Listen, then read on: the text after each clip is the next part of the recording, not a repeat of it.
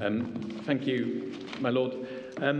What I was proposing to do is just begin by picking up some of the points we had outstanding from yesterday, and in particular, if I could deal first of all, finish dealing with the question of éclairs and the issue of standing, how that was dealt with in that case. Could I ask your lordships to turn up the Court of Appeal judgment in éclairs? I think this came, yes, it came to your lordship separately. It did. I'll just have to get it out. Grateful, thank you.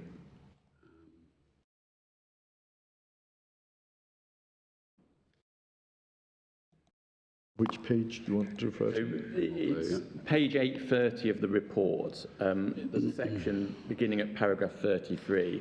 I've just got to. I've got to find That's it. I've got to page find 10 it of first. 34. It's JKX Oil and Gases.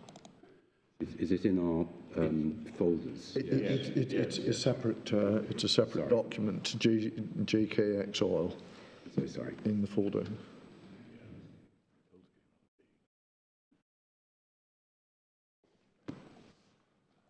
Proceed. I'll catch up. I'm grateful, my Lord, thank you. There's a section beginning at paragraph 33 dealing with the question of standing, and this is in the judgment of my Lord Justice Briggs. Paragraph 33. We'll just have to get the which page. I will just hold on for a second. Sorry. We've got you don't have it electronically, do you? 10. Yeah, I've got it. 10 of 34. Okay, thank you.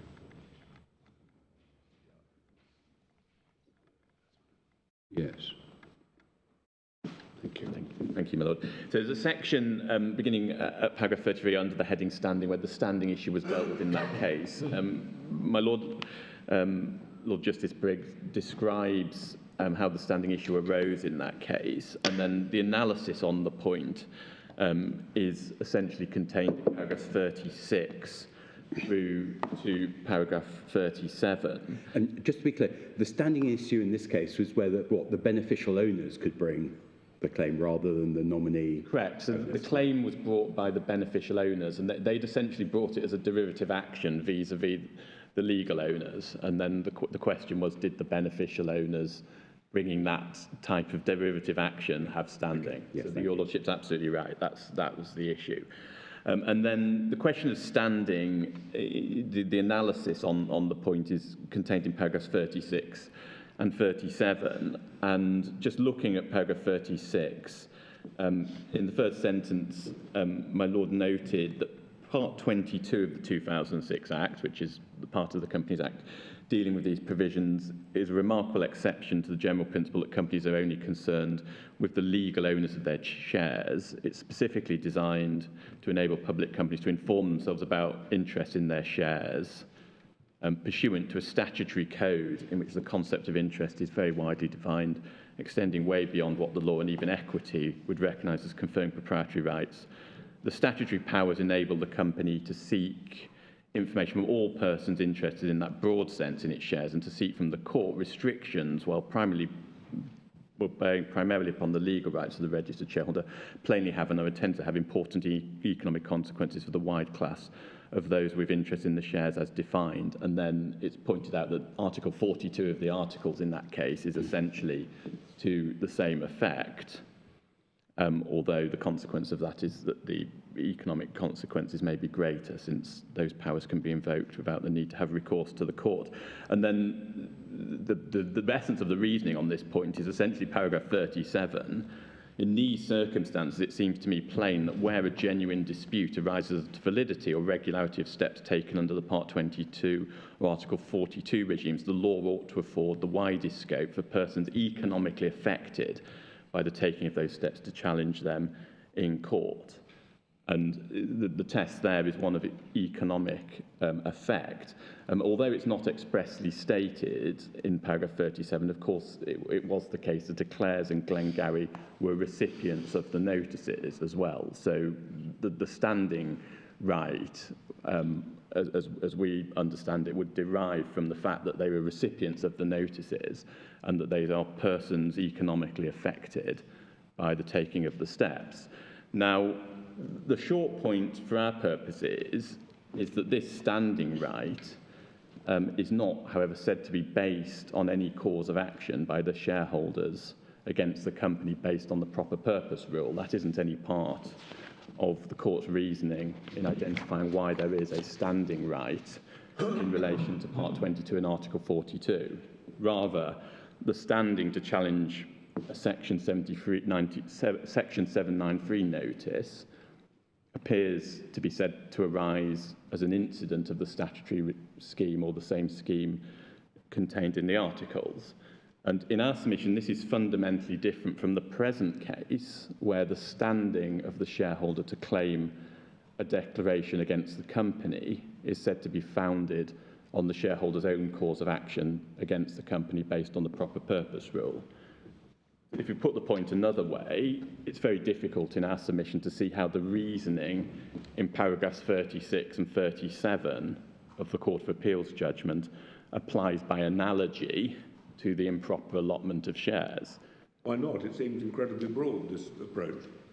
Well, Somebody who's economically affected has standing to establish what the true position is. but it's linked to the nature of the regime, the statutory regime under Part 22. So the justification is because of the nature of the regime under Part 22. And in our submission, when it talks about persons economically affected having a right of standing, that is intrinsically linked to Part 22. It in our submission isn't saying that just generally as a matter of What is Part 22? Well, that's the part of the 2006 Companies Act that deals with this whole topic of a company being able to send notices to persons interested in its shares to find out information, and if they don't comply, to impose restrictions on their shareholdings.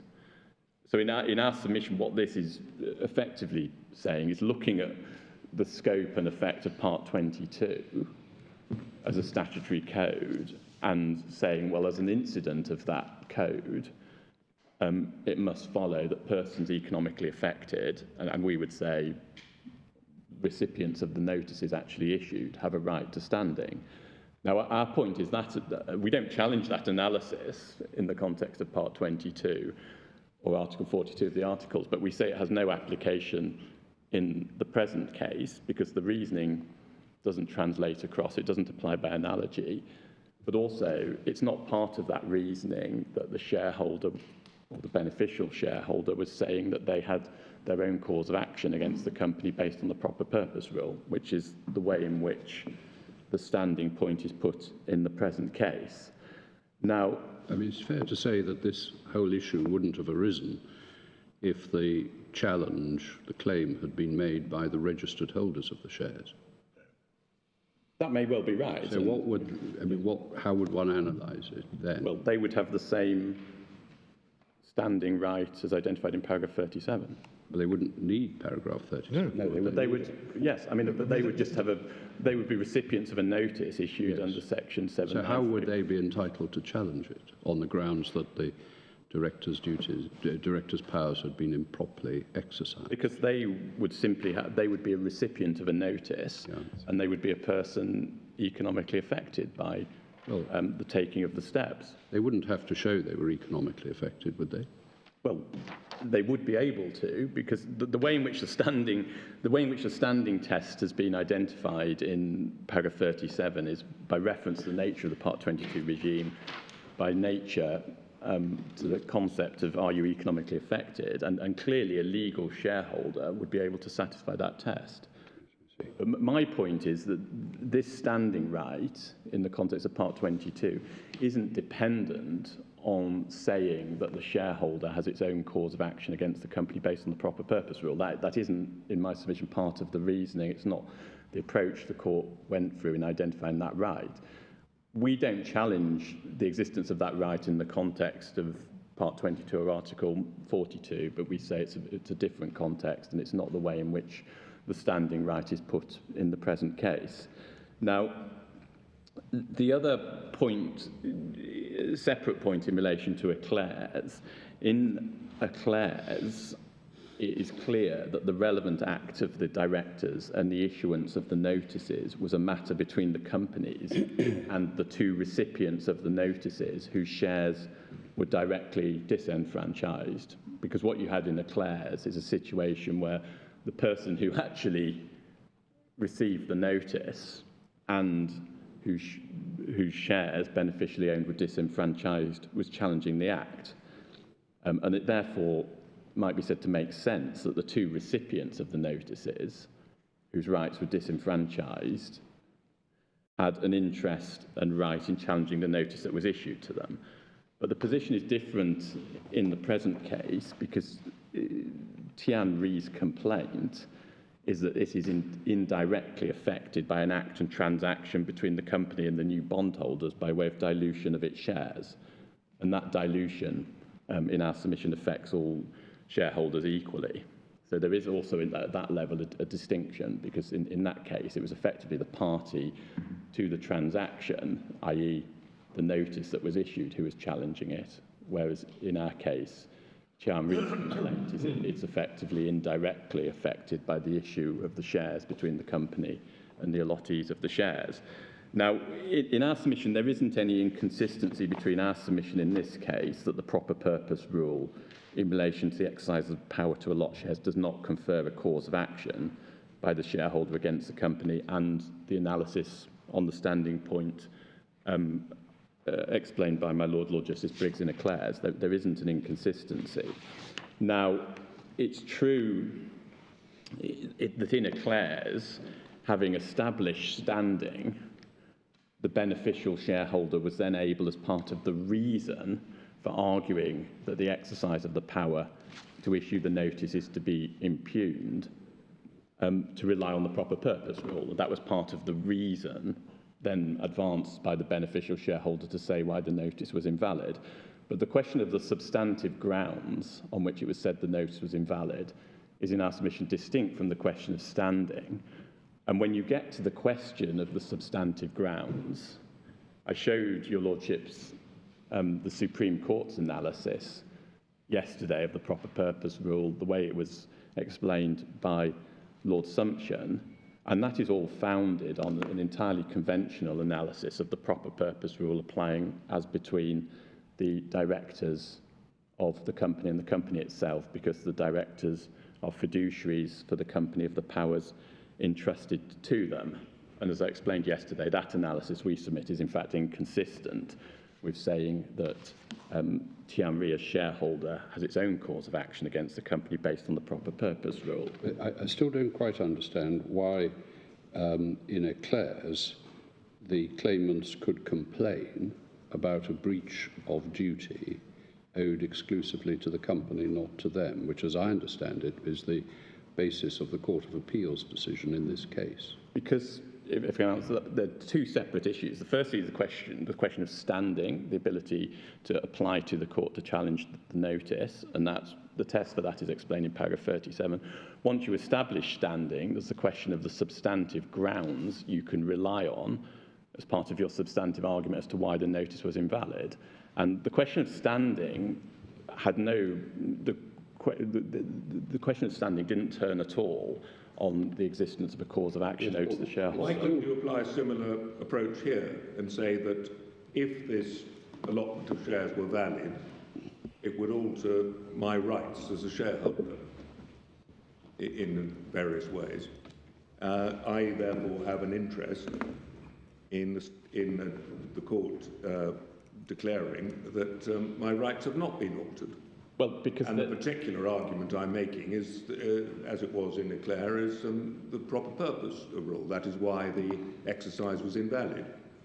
I mean, that is an argument that could be made, but you'd have to find in my submission some legal basis for saying a shareholder has that standing right in relation to an improper allotment, as you've just described. Now, in the context of the Part 22 regime, that standing right is founded, in my submission, in the nature of the statutory regime, the statutory code, the fact it's directed at particular people by sending a notice to those people and having a particular effect on those shares. And in my submission, the way the Court of Appeal approached it, it was to say, well, if that's the effect of the statutory code, it's almost an incident of that, as if you're the person affected by that, then you've got this right of challenge. But still you have to face this question, don't you? Even if you have standing, how can you pray in aid a breach of a duty which is not owed to you? Because once you've established standing, all you're saying, well, is that the notice is invalid. So you don't, at that stage in my submission, need to say the duty's owed to you. You just say the notice is invalid. Why not? Because you've already established standing. Well, you may have standing because the notice wasn't sent in the right form. I'm sorry, Or the notice wasn't sent in the right form, or it was sent without sufficient time. There may have been all sorts of... I mean, in other words, the standing issue which arose in the Court of Appeal would have needed to be decided if the complaint was that there had not been a proper performance of the procedure. It still doesn't answer the question. Do you see what I mean? I'm sorry, I don't quite follow, I'm afraid. Say under the regime, you have to give 7 days' notice or something, and the company gives 3 days' notice. The question would still arise then, well, can the beneficial owner of the share, not the register, they would have to establish standing. Indeed, yes. Yes. The question then is, having established standing in the abstract, can you then rely on breach of a duty which isn't owed to you? Yes, and they can, because they... Why? Because once you've established standing, you've got a right to come to the court, and then the question... You can't then complain of anything just because you've got standing to bring a claim. I think in this context, you're entitled, it appears... I think that's what standing means in this context, yes, at least as I understand it. Exactly. So you're entitled to come before the court and say, look, I've got standing to come before the court simply because I'm the recipient of a notice that's been issued to me under Part 22, which adversely affects my rights.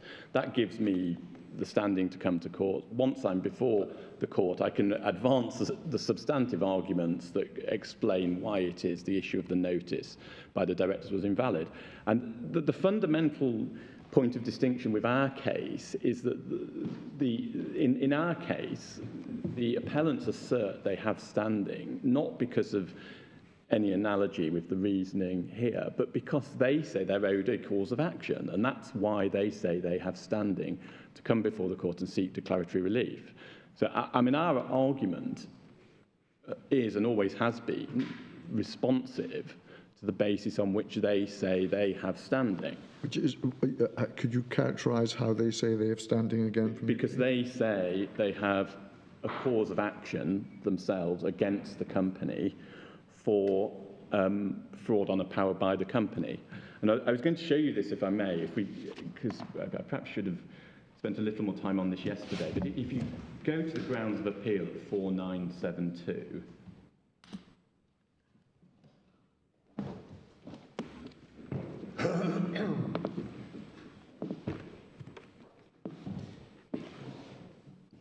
and it's paragraphs 28 and paragraphs 29, which in our submission are the nub of this for present purposes. Can you just give me the reference? Yes, I can, my lord. 4972. Thank you. So in the first sentence, they say the Court of Appeal got it wrong by saying that this was a claim for breach of fiduciary duty. So that's their criticism of the Court of Appeal. And then the second sentence identifies what they say the cause of action is. Tianrui's complaint was that there had been a fraud on the company's power to issue securities, with the consequence that the issue of securities could be invalidated. And as you can see from paragraph 29, they say that gives Tianrui its own cause of action against the company. And where the Court of Appeal went wrong was conflating Tianrui's cause of action against the company, which is what they say they rely on, with the company's own cause of action against the directors of breach of fiduciary duty.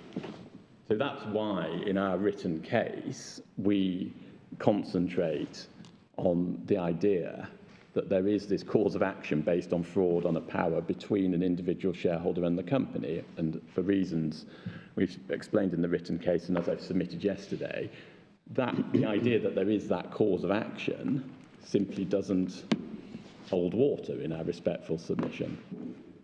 So all of our submissions effectively have been directed at the way in which Tianrui says that it's standing to apply to the court for a declaration arises. And it's put expressly on the basis that it is owed its own cause of action. The cause of action is said to be one based on fraud on a power by the company. Now, just continuing to pick up points yesterday, this, I think... A fraud on the company's power. Yes, fraud on not a fraud on the company. No, fraud on the company's power. Exactly. In a way that directly affects them, is what they say. Yes, and they say it gives rise to a cause of action by them against the company or fraud on the company's power. Yes, I think they tie it with the articles in their written case. Well, I mean, I'll come to the articles in a moment because that's also what we touched on yesterday. Before I do that, can I just pick up, because it's probably convenient to do so now, the Hudson article and also the question of the footnotes, which unhelpfully were missing from the version we included in the bundle.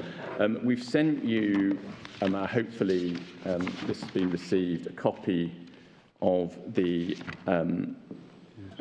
articles with the footnotes. Yeah. That's the one thicket in fraud on a power. Exactly, yes. So that's picking up something I think Lord Walker said at one point. And the footnotes, I think your Lordships had identified as being of interest, were 28 to 30, which is on page 581, and those then link back to footnote 13, which is on page 578. Oh, the notes. The trouble is, right, you haven't got this in electronic form, have you? Give us the... what page of the... It's just the second page of the PDF. It's the second page. Footnote 13 is second page of the PDF. Thank you. So I think what probably ultimately is of interest for present purposes is footnote 13.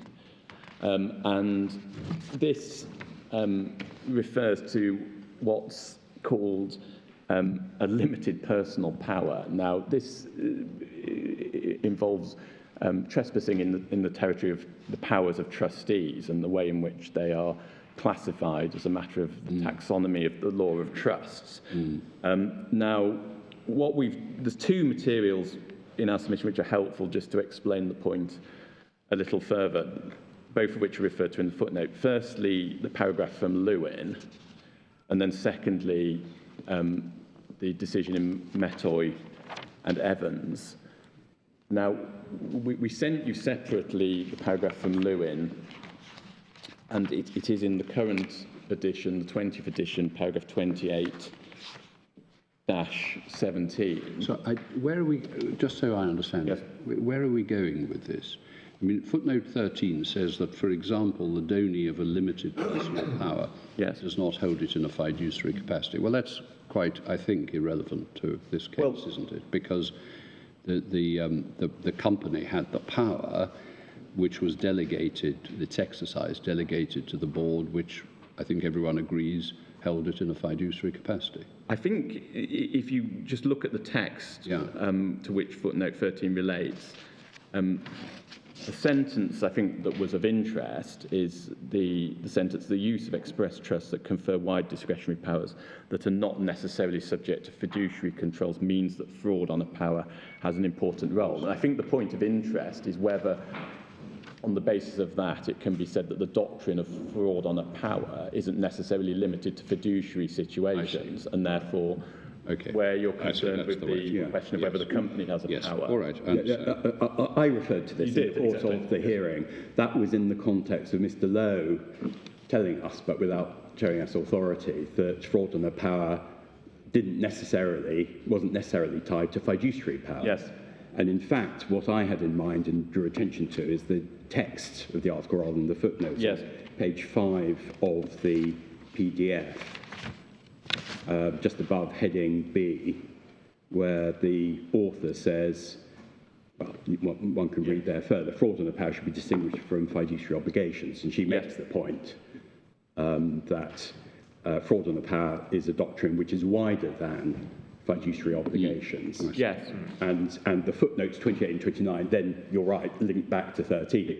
But the important point, it seemed to me, and the reason I raised it, was that text on page 5. Quite. And in my submission, ultimately, the support for that is what's said in footnote 13. And I just wanted to show you and just explain But do you dispute what Jessica Hudson says in the text at page 5? Well, I don't accept, actually, that the way she puts it in the text to which footnote 28 applies is in fact supported by footnote 13, because, as I'll explain in a moment, although a limited power is, under the taxonomy of the law of trust, not classified as a fiduciary power, it is in fact subject to fiduciary constraints, and that was the point. So are you saying that the doctrine of fraud on a power only applies where you have a fiduciary relationship? A fiduciary relationship, yes. That's what you're saying? Yes, and what the point I was seeking to demonstrate is that footnote 13 doesn't support the proposition in the way she puts it in the article, because a limited personal power still involves a situation where the trustee is under fiduciary constraints, and that was the point I just wanted to develop, if I could. But the proper purpose principle is much wider, isn't it? I mean, it applies in ordinary contracts when you have a discretionary power.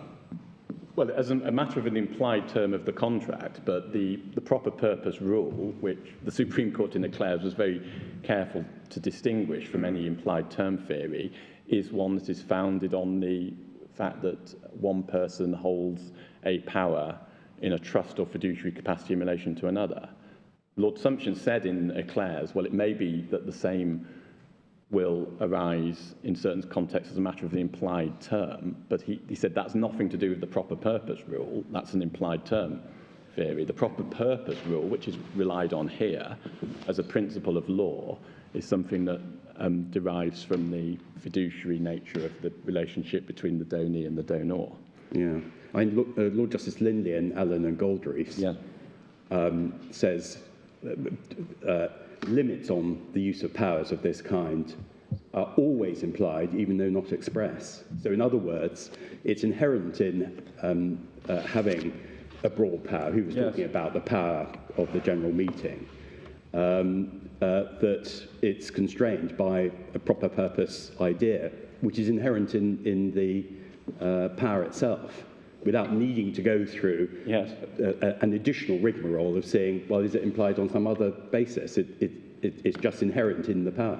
Yes, and I mean we've included in the bundle your lordship's article on, I think, looking at Eclairs, looking at exactly that question, and I think so questioning whether Lord Sumption was necessarily right to draw. I didn't refer to Allen and Goldreefs in the article, which is why I'm referring to it now, because rather than my own pet theories, but the way Lord Justice Lindley seems to put it in Allen and Goldreefs shows that one doesn't need to add, as a super added layer of analysis, the implied terms analysis, because it's just implied in the fact that you've got a power that affects other people. Well, yes, I mean, I haven't looked at that particular passage in Allen and Goldreefs. I mean, we are founding ourselves, as I'll submit again to your lordships in a moment, we're founding ourselves on the analysis of the Supreme Court in Eclairs, which in our submission does draw quite a bright line distinction between the implied term analysis and the proper purpose rule, which in our submission the Supreme Court explains as deriving from the trustee fiduciary character of a trustee or a director. But if under the articles the shareholders have, under the corporate bargain constituted by the articles, conferred a power to issue and allot new shares on persons who are fiduciaries, it's inherent in the conferral of that power that it will be exercised subject to appropriate fiduciary constraints, isn't it? Such as the proper purpose rule.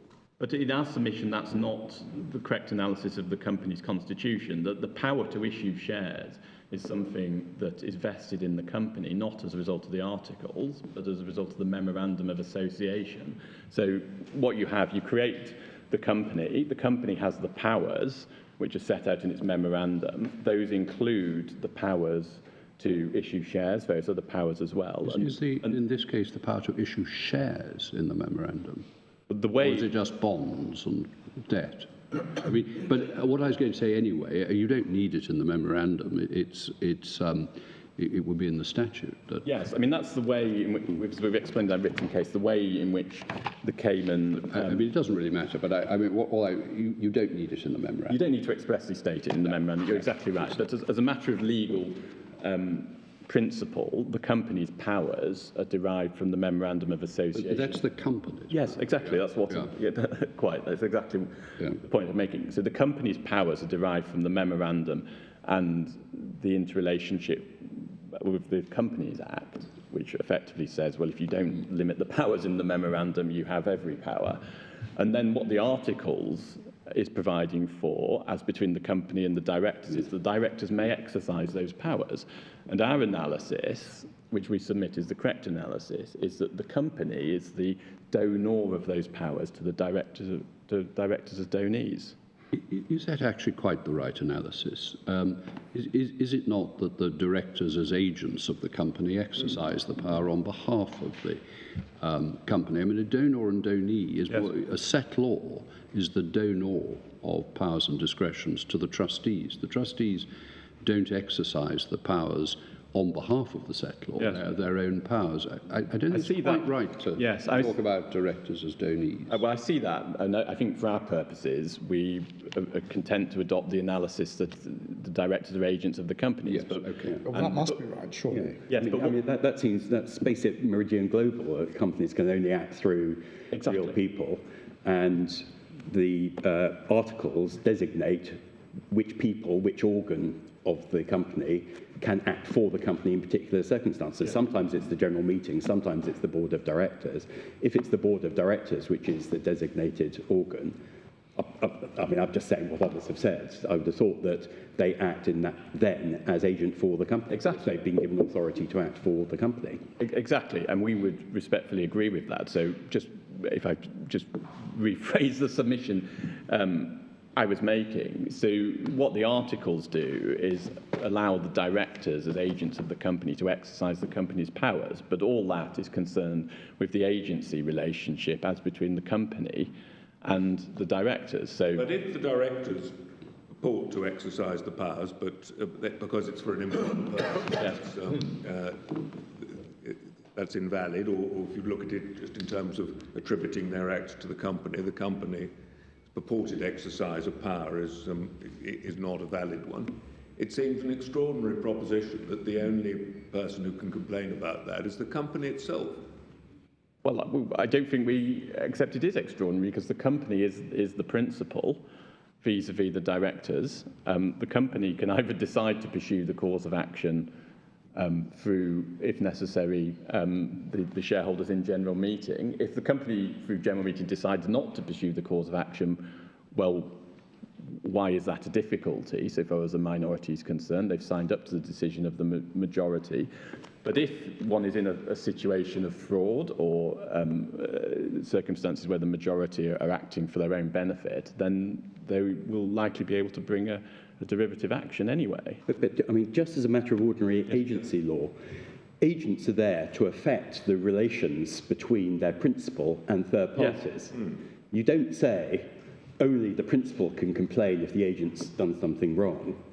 It may be that the agent has acted out with the authority given by the principal. Yes. So something appears to have happened, which ought not to have happened, and the third party affected by that thing, I mean, I would have thought, can then complain, well, this was supposed to be an act of the principal, but it wasn't. Yes. And that has various legal effects.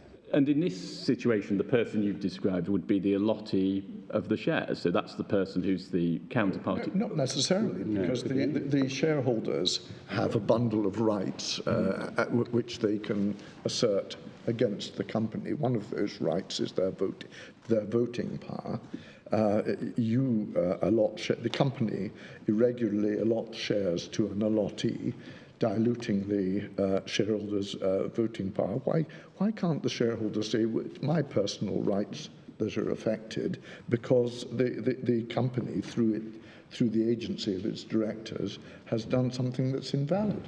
Because, I mean, if that's I mean, you're effectively ignoring the separate corporate entity identity of the company. No, I mean, treat the agent as the third party in a contractual relationship with the principal, and the exercise of the principal's power through his agent it contains an invalidity. Why can't the third-party shareholder in a contractual relationship with the company say, you have affected adversely my rights through this invalid act of your agent? I mean, in our submission, there's two separate scenarios. So you've got a situation where the directors exercise the company's powers on its behalf, and they cause the company to enter into a transaction with a third party, but they act for an improper purpose. So that the position in terms of whether that transaction is binding on a third party is open to question. So let's say they enter into a contract for the sale of property or something. They do it for an improper purpose. They purport to sell the property to a third party. Because they're acting for an improper purpose, the contract may or may not be binding so far as the third party is concerned vis-à-vis the company. Now, I wouldn't think normally a third party in that situation is entitled to complain about a breach of duty by the directors. But they may have standing to come along to the court and say, can we have a declaration that the contract is binding? I think in those circumstances where you've got a complete third party, I'd be surprised if that were right. But we're not talking about third parties, we're talking about shareholders. Yes, I mean, I was trying to just draw a distinction. I mean, perhaps your lordship's right, but we would be prepared to accept that the third party in that scenario may be able to come to court and say, I want a declaration that the contract is binding on me. The directors had ostensible authority, for example, and we weren't aware of any proper purpose. We'd like a declaration from the court that there was a valid transfer of property. That's one scenario, but in our submission, it's a completely different scenario to say that the people who are shareholders in the principal can effectively step into the principal's shoes and say, no, we're going to sue on... No, they're not. They're asking for the court to declare that as between them and the principal, their rights haven't been altered. Yeah. Yes. Well, because the allotment was invalid, and therefore their rights as shareholders vis-à-vis the company remain unchanged. But we keep coming back to... I mean, in my submission, we keep coming back to the same point, which is the way in which the standing is said to arise in this case is not through that type of analysis, but because there is a cause of action between the shareholder and the company. Now, I mean, it would be possible perhaps to put it in that way, and we adverted to this possibility in paragraph 18 of our written case, and I took your lordships to that yesterday, and we explained why, firstly, it's not put like that in this case by the appellants, but also why that type of analysis wouldn't work, because we submit it would be contrary to Foss and Harbottle. But our submissions are focused at the target that's put in front of us, which is that the standing here derives from this cause of action which is supposed to exist. We're the defendants of this claim. We're entitled, in my submission, to ask what the cause of action is. We've been told what the cause of action is, and we say it's wrong, it doesn't exist as a matter of law. I'm looking at the bit you draw attention to on 4972, a fraud on the company's power to issue the securities. Yes. The point you highlighted. But why? Well, and then in paragraph 29 as well, so which is then it's then made clear that that is said to be a cause of action in favour of Tianrui against the company. Yeah. So Tianrui faces being treated as a 21% shareholder and therefore not, for example, able to block various things it might want to block as a 21% shareholder. The company says we are entitled to treat you as a 21% shareholder because these securities have been issued, to which Tianrui says, no, you're not, because they were only issued by means of a fraud on the company's power to issue them. Yes. And therefore, you are required to treat me as a 26% shareholder. And that's what this is all about, you may say. And they're saying the reason why they're entitled to challenge the company's assertion that these shares have been validly issued is that they were issued by reason of a fraud on the power. Yes, but it doesn't... So the question of fraud on a power, as we submitted, applies as between the company and the directors. What it doesn't do is apply as between the company and the shareholders. The company isn't in a fiduciary position vis-à-vis the shareholders. The shareholders can't say... We are clear on that point. Yes. But I mean, in terms of, I'm sorry, how the appellants put their case, can I just direct you to paragraph 54 of their written case, the first sentence? Page? It's page 5029.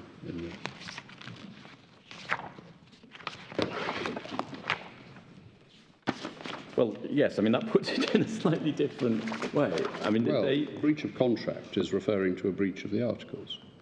Yes. That's the contract they're talking about. And I've showed your lordship the statement of claim, and the only term that is relied on is the implied term in paragraph 13, and we've explained why that doesn't work. It might be poorly phrased, but I take their line of argument to be the one that's developed in those articles that were mentioned yesterday by Wedderburn and Smith, which is that there is a right that the shareholder has that the terms of the contract represented by the articles will be observed. That's the starting point. That's how they, as I see it, seek to identify a cause of action. Yes, and that's in a strong sense. And that is a sort of variation. Your lordship's absolutely right, and I think perhaps one sees in Mellon Friend's submissions is a move away from paragraphs 28 and 29 of the grounds of appeal to more putting in terms of... I have to say, I can't see what's wrong with paragraph 28 in terms of Mr. Lowe's claim. So it's 4972. Yes. Tianrui's complaint was that there had been a fraud on the company's power to issue securities. So what they're saying is they acknowledge that the company does have a power to issue securities, but it's been exercised in the wrong way. That's what, for an improper purpose, that's what fraud on the power means. But what they say in terms of what it is that entitles them to sue the company in this action is because they say that gives them a cause of action against the company. Paragraph 29. What they are suing, they've brought an action, a civil action, by themselves as plaintiffs to sue the company as defendants. What they say entitles them to do that is because they say they have a cause of action against the company as an individual shareholder. And the reason why they say they have that cause of action is they say the doctrine of fraud on a power gives that cause of action to an individual shareholder. That's the basis on which the claim is put. Now, I mean, if I can just deal with my Lord's Legate's point, I think quite rightly, if I may say so, identifies that it was put, I think, slightly broader, in a slightly broader way in oral submissions by my learned friend. And it is put in terms of saying, well, the shareholder has a right to see that the company's constitution is observed. Yeah, then, of course, you have the problem, well, you don't want to allow a claim for everything. But exactly. Then we get to the point where then we get into the sort of arguments where the court might not enforce the right if it's something that can be, if the breach is something that can be cured by a majority resolution. Quite, but if you just put it in terms of saying an individual shareholder has a right to see to it that the company's constitution is observed, I mean, that is unbelievably broad in our submission, and then you are, in effect, driving a coach and horses right through the middle of Foss and Hogg. I'm not sure anyone's suggesting anything as wide as that. No, because what we have here is that the patrimonial interest of the shareholder is adversely affected by the dilution of his voting power. So, and that is not a reflective loss. That is a direct loss that he suffers. As an individual shareholder. As an individual shareholder. Well, they all suffer. So Foss and Harbottle, they're all diluted. Yes, and and if there is an irregularity, and if there is a innocent majority in the shareholding population, they can then ratify. Yes. But absent the ratification, as in, for example, Hogg and Crampon, absent the ratification, there is an invalidity or an irregularity that the shareholder can found on because it's causing him loss. Well, I mean, I suspect I've made us miss it, and ultimately one has to just identify what the cause of action is. And in my submission, there is a complete, really a sort of inability on the other side of the court to identify what the cause of action is, what the legal basis for it is, the parameters as to when it applies and when it doesn't. and what actually the shareholder is relying on in order to sue here. Well, I think it's breach of contract. It is an irregularity, and the transaction is potentially invalid if challenged by virtue of the director's breach of fiduciary duty to the company, and the shareholder is saying, you can't dilute my shares under the articles unless you do it validly and properly. Well, can I come to the... Perhaps I can just finish. I'm conscious I was just in the middle of footnote 13, but if I can deal with that, and then perhaps my Lord come to the breach of contract. Yes. Because I was going to deal with that briefly as well. But just going back to where we were a few minutes ago, we were just looking at footnote 13, and this is the whole territory of whether it's right that the fraud on a power doctrine is limited to a fiduciary context.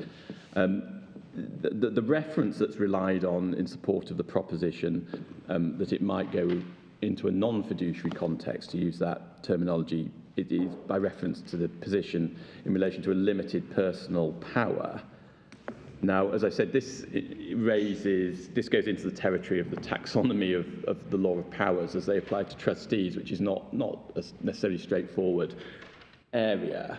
In order to explain it, I think we've included two of the materials in what we sent to your lordships, Lewin on trusts, but also Metoy against Evans. Yes. And it might be worth just looking at Metoy, because I think the clearest explanation of the nature of this power comes from the submissions of Mr. Walker, as he then was, made to Mr. Justice Warner in Metoy.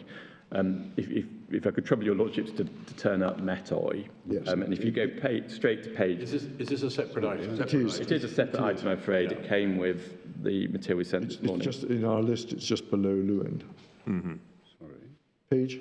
613 of the report. Do you know what page number of the Metoy item? Page of the PDF. Metoy pension trustees and Evans. 1326. It'd be page 26 or 27 or 46.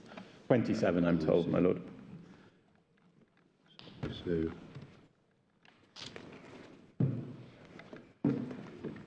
page, did you say? 1613. Yes. Yeah. And if you go to letter G, you have the relevant section. And just for your lordship, those 1613 to 1614 are the pages that are cited by Professor Hudson in her article. Now, there's in our submission a very helpful section where Mr. Walker makes some submissions which are accepted as to how one classifies the various fiduciary discretions or powers that may be given to a trustee. At 1613 G to H, he describes what he calls category 1, and this corresponds to the limited power referred to by Professor Hudson. And essentially what this is concerned with is where a power is given, where property is settled on a trustee, the trustee has power to appoint the property in favour of objects, and then there's a default trust in absence of appointment. And in relation to this type of power, the trustee isn't under any fiduciary obligation to exercise the power, to consider whether or not it should be exercised, and therefore isn't understood as owing any fiduciary obligations to the objects of the power. But as you can see, the trustee nonetheless stands in a trustee position to the default beneficiary. And the reason why, as Mr. Justice Warner explains under H, that the fraud on the power doctrine nevertheless applies here, is where he says he may therefore release the power, but he may not enter into any transaction that would amount to a fraud on the power being a wrong committed against the beneficiaries under the trust in default on appointment. So even though the power isn't what in the law of trust one would call a fiduciary power, because the trustee isn't under an obligation to decide whether or not to exercise it, or even to exercise it at all, and therefore doesn't owe any duty to the objects of the power, he nonetheless stands in a trustee position to the default beneficiary, and it's because of that that the doctrine of the proper purpose rule applies. So that is a little, as I say, a little involved, because it does raise some quite technical issues of the law of powers. But sorry, doesn't that make Jessica Hudson's point? It's not itself a fiduciary power, but it is still limited to an obligation that it not be misused.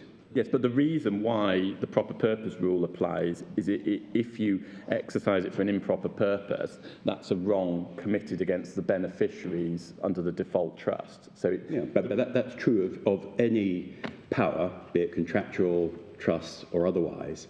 If it's limited by a proper purpose idea, then the people who are affected by breach of that proper purpose constraint can complain about it because it's been used for an improper purpose. Well, the point I was deriving from this is in my submission, it's not right to say that the proper purpose rule applies here in the non-fiduciary context. I mean, can I just say about this, letter G? Yes. The references to Mr. Walker suggesting a classification, which I accept, of fiduciary discretion into 4 categories. So whatever the wider application of the purpose rule, this case seems to be focusing on fiduciary discretions. Absolutely. And the point I was therefore making was when you then look at the category 1 power, it doesn't arise in a non-fiduciary context, because the reason why the proper purpose rule applies in that context is because of the default trust in favour of the beneficiaries. So in my submission, you can't read that as supporting a wider general principle that the proper purpose rule can be unmoored from its proper foundation in the law of trusts and fiduciaries, as explained by the Supreme Court in Eclairs. So that's that point. Then the question of whether the proper purpose rule is or isn't based on the law of contract. I showed your lordship this yesterday, but could I just remind you of Eclairs in the Supreme Court at 5742?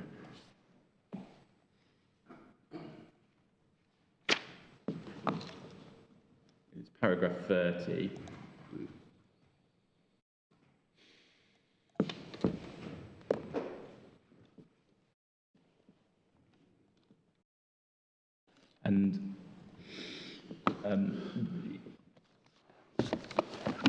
And essentially, Lord Sumption here was dealing with an argument that the proper purpose rule didn't have application in that case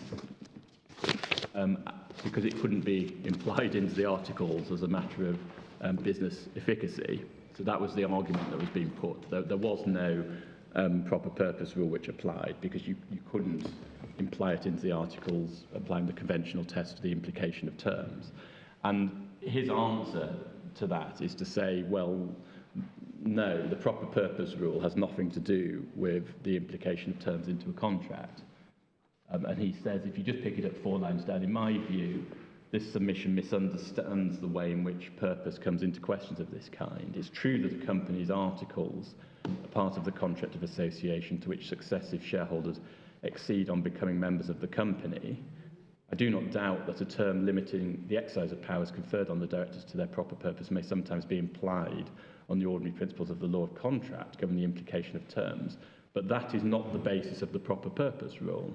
The rule is not a term of the contract and does not necessarily depend on any limitation on the scope of the power as a matter of construction. The proper purpose rule is a principle by which equity controls the exercise of fiduciary powers in respect which are not or are not necessarily determined by the instrument. And the case we understand we have to meet in this case is a case based on the proper purpose rule as a principle of equity, not a case based on there being some implied equivalent into the terms of the article. It wouldn't be an implied equivalent. It would be saying that by virtue of the nature of the power conferred by the articles on the directors must exercise it in accordance with their equitable obligations. So the source of the equitable obligation isn't the articles, but so far as individual members are concerned in appropriate cases, the articles require the directors to act in accordance with those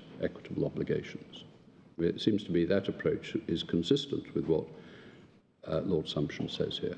Well, then you come back to the question, on that analysis, you're saying that the question of standing derives from some implied right in the articles, giving the shareholders a right to see that the company's constitution is observed, perhaps limited in some way that no doubt. Well, see that the directors don't exercise their powers in breach of duty in a way which is adverse to the claimant shareholder.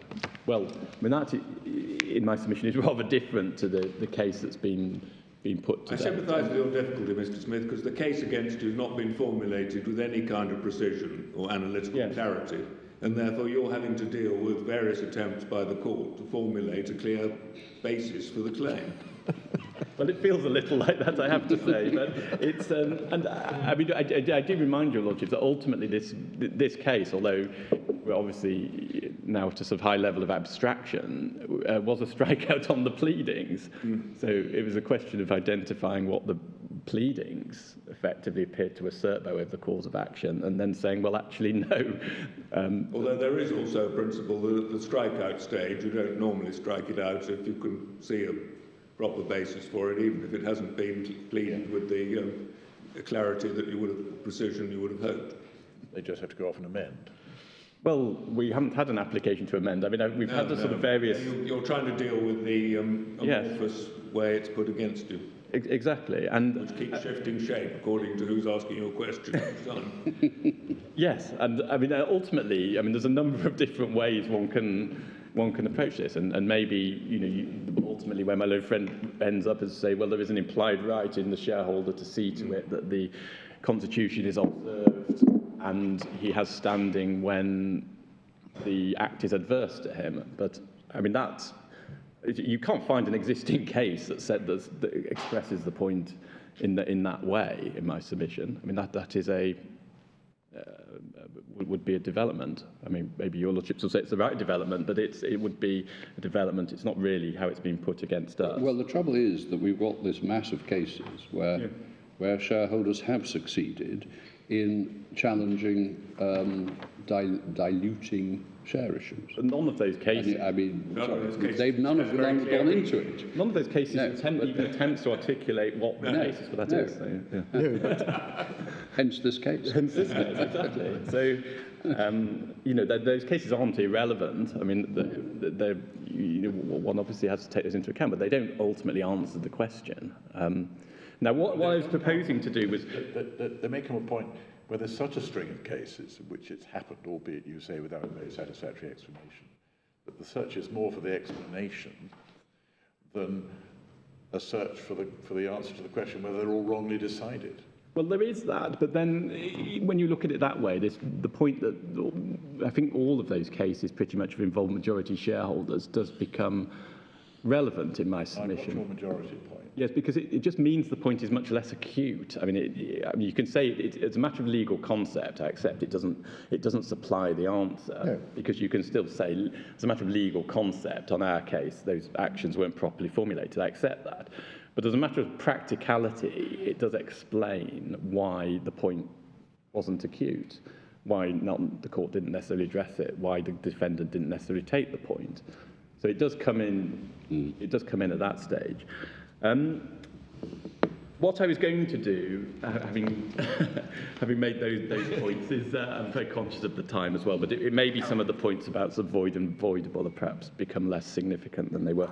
I was going to deal with residues because that is obviously really the one case which does seek to articulate what the cause of action might be and what the basis for it is. Now, residues you have at 7554, volume 7.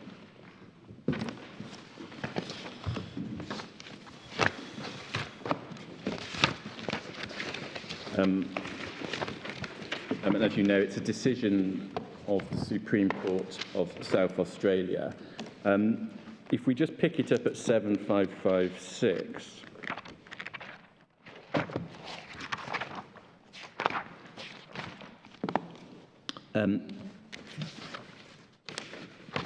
in the right-hand column, about a third of the way down the page, the Chief Justice King really identifies what the question is he has to deal with, because he says if there is locus standi, it must be because the statement of claim raises a cause or causes of action based upon the infringement of the plaintiff's personal rights. So he's looked at the nature of the statement of claim, and as he's observed, it doesn't plead a derivative claim, and therefore, if there is standing to bring the claim as pleaded, it must be because of the infringement of the plaintiff's personal rights.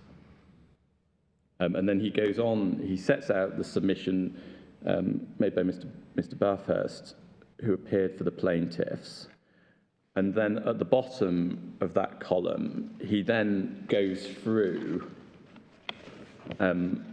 principally the Australian cases on the subject, and you can see them listed at the bottom of the page. And that takes him all the way through to 7558. And the cases he deals with includes Howard Smith and Ampol, which is in the column on the left-hand side on 7558. And then in the right-hand column on 7558, having done all that, he then says none of the above cases is decisive of the present point. And we would agree with that, and that's obviously right, in the sense that none of them grapple with, analyse this point and identify the cause of action. But he nonetheless then says there are strong indications in them, to my mind, however, of the recognition of a personal right in a shareholder to be protected against dilution of his voting rights in the company by improper action on the part of the directors. And he refers to two of the cases. The first is the decision of the Australian High Court in Whitehouse. Now, in our submission, it's difficult to see how Whitehouse supports that point. My little friend, I think, took you to Whitehouse yesterday. The position in that case was that the action was in fact constituted by the allottees of the shares, which had allegedly been improperly allotted. And the putative allottees were bringing an action against the company for rectification of the register to enter their names on the register of members. So it was a rather different case. It was essentially saying the beneficiaries of the improper allotment were essentially coming to court and saying to the company, well, please carry through your improper allotment and enter us on the register. So it doesn't, in our submission, really support the idea that there is a personal right in an individual shareholder to challenge the allotment. And the dicta in that case, again, we referred to yesterday, but in our submission, look at the matter in terms of the constraints on the directors' exercise of their fiduciary powers. And then the other case he refers to is Ashburton Oil. And if you go back to 7557, he deals with that in the right-hand column on 7557. It's about halfway down. The action in Ashburton Oil was brought by the shareholders to set aside allotments of shares alleged to have been made and to restrain a further allotment about to be made for an improper purpose. It was an application for an injunction and then an appeal against refusal to grant that. The plaintiff sued personally on behalf of all members of the company. No question was raised as to their standing to sue personally. Notwithstanding, there was a question raised about the constitution of the action by reason of failure to join the directors as defendants. And then the relevant parts appear to be what he then quotes from Chief Justice Barwick, because he says Chief Justice Barwick recognised the equity of a shareholder to restrain action on the part of directors in excess of the powers given to them by the Articles of Association. And then he goes on to say, but Chief Justice Barwick expressly asserted that the shareholders' equity did not depend upon the extent of their shareholding. So that seems to be what he gets from that case, the supposed existence of this equity. And then if you go back to 7559,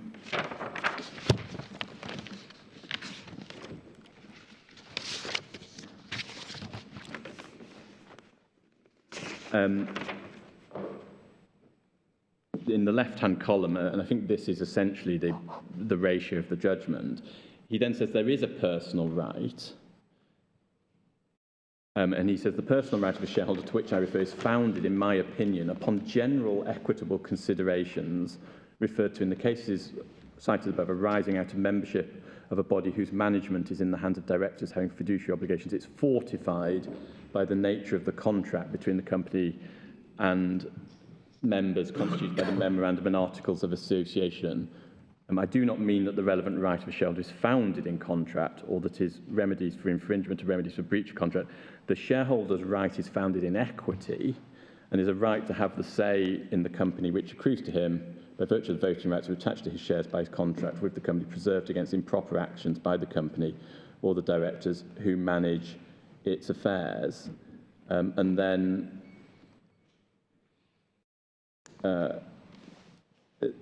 essentially, he then goes on to say, well, having reached that conclusion that there is this personal right, then Foss and Harbottle doesn't apply because... Well, I mean, I find this passage difficult because the shares are a bundle of rights. Yes. One of the rights is a voting right. Yes. So why do you need an equity on top of the contract?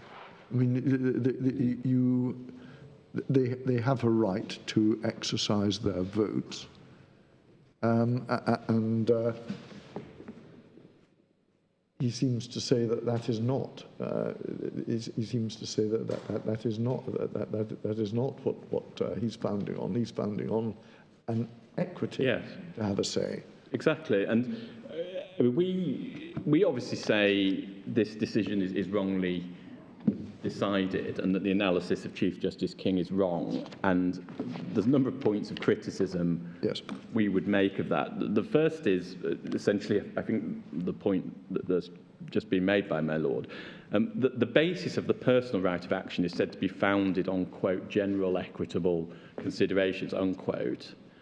But that, in our respectful submission, is really little more than assertion by the Chief Justice. Equity doesn't give the court a discretion simply to create new cause of action or to allow claims. Yes, I mean, I just wonder whether there isn't a slight false dichotomy in this paragraph, because he begins by referring to general equitable considerations referred to in the cases cited above, arising out of membership of a body, ... Well, the membership of the body is the contract of membership. Yes. So I don't think it's really right to say it's separate from the contract. He seems to say, well, the existence of the contract gives rise to equitable considerations. But how that's different from the terms of the articles, I'm really not quite sure. Quite. But it does clearly, he is stating it as arising out of the membership of the company. Yes. Well, so rather than equity existing sort of totally in the abstract. Yes, although, I mean, it appears what he's... although when you look back at Ashburton, which seems to be the case on which he derives most support for where he ends up, the Chief Justice in that case is just talking about an equity of the shareholder. Well, we might have to look at the whole of it. He's approaching it on the basis that it's not enough simply to say, this is how he's thinking of it, that my voting rights have been interfered with. Yeah. I have to show a right that they not be interfered with. Quite. And that's how he reaches out for an equity right that sort of surrounds the voting rights. Exactly. And protects them. Yes, but I mean, ultimately, that's right. So that's how he's thinking of it. Exactly. I'm not saying it's a good way of thinking of it or not, but that's I think, what he's doing. Exactly right. He's reaching for something else, the additional ingredient, which is said to give the individual shareholder the the right of action, which allows him to bring the personal claim in that case. But I mean, just on that, I mean, equitable ideas in the broad sense quite often infuse construction of contracts. yes, I wouldn't. And indeed, sorry to harp on about Lord Justice Lindley and Allen and Goldrees, but he basically puts it in that way, as it seems to me. Yes. And so, I mean, this is really to belabour my Lord Richard's point that there's a bit of a false dichotomy in this passage to separate them out so very, very sharply, as the Chief Justice seems to do. It may be that the equitable considerations in that broad sense are taken to infuse the contractual rights that you have as a member. Yes, but you still, I mean, ultimately you need to identify what it is that it said gives the shareholder this right. And I think what the Chief Justice does in our submission correctly recognise is you can't get that just out of the articles themselves. I mean, it's not an express right of the articles. He doesn't say it's an implied right, and indeed he disavows expressly any suggestion that the right is founded in contract. I mean, he says the shareholder's right is founded in equity. Well, that's what surprises me. Well, It seems to me that it's the old adage, why make it simple when it can be made complicated? Yeah, I mean, I think that's the false dichotomy point that's being put to you, that yes. true it is, the Chief Justice said that, but did he need to? Does it actually add to the analysis? Well, in our submission, it does, because you can't, we would suggest, identify what this right is and its mere existence just out of the articles per se. I mean, unless you're saying somehow it's an implied right in the articles and therefore one's back to sort of Marks and Spencer's and business efficacy and all of those tests which are now well established for the implication. I don't think you need that. I mean, the status quo is that the shareholder has, let us say, 26% of the voting rights of the company. The only way that can be diluted is by a valid allotment of shares to others. And all that the shareholder needs to say is there is invalidity in this allotment, which I'm entitled to challenge because it's diluting my shareholding. Well, I mean, that analysis obviously leads to the idea that each individual shareholder then has its own cause of action under the articles to challenge an improper allotment that's dilutive. So you're then into... But that would explain the earlier case law. Yes. I mean, the other point, I mean, in our submission, what we get from this is firstly, he recognises it's not enough to rely just on the articles themselves. He says, well, the way the shareholder has this right is because of the equity or equitable considerations. In our submission, there isn't any support for that, and we do, with respect, say that is really just pure assertion. It has this solidity to it, doesn't it? It may be pure assertion in terms of it doesn't tell you where it comes from, but the case after case shows that it's a right which, for example, gives way to the better right of a bona fide purchaser, so that it seems, if it is a right, stand fast the question whether it's external to the contract or part of the contract, it nonetheless works in an equitable way in the sense that it doesn't prevail against equity's darling. It doesn't enable one to say the allotment is void for all purposes. Yes. People may in fact gain legal rights under the challenged allotment, which can't actually be disturbed. Yeah, so if you analyse it in terms of equity, it supports that analysis in terms of what the consequences might be. It seems to be equitable in its effect, yes, albeit it doesn't tell you about where the origin is. Yes, no, I accept that. And when we come to void and voidable, and we obviously say the transaction is voidable rather than void in the sense of being a nullity. I mean, the other point of interest in relation to this is the Chief Justice disavows any suggestion that this cause of action, this right, is linked to the question of targeting, because which we had a discussion about yesterday. Because if you look at the top of the left-hand column on 7559, I understand him to be saying, well, actually, this right applies across the board to anyone who's diluted, and it's not linked to the destruction of a majority interest or anything like that. And you get that. The conclusion on that point is at the top of the left-hand column, 7559. If you go back, there's some build-up to that on 7558. So he disavows any suggestion that it's linked to this question of targeting. The other point, he doesn't, in our submission... But I mean, as I understand it, that's just drawing a distinction between a sort of intention and effect. The intention of the act may be to target someone, but he's saying, but the effect may in fact be to dilute someone, and if it's been done improperly and it has that effect, still they can complain. Yes, I mean, as I understand what he's saying is it's not limited to the situation where, for example, you've got a special interest because you're a majority and you're being diluted to a minority. No, but he's broadening the claim out. Exactly. So he's not.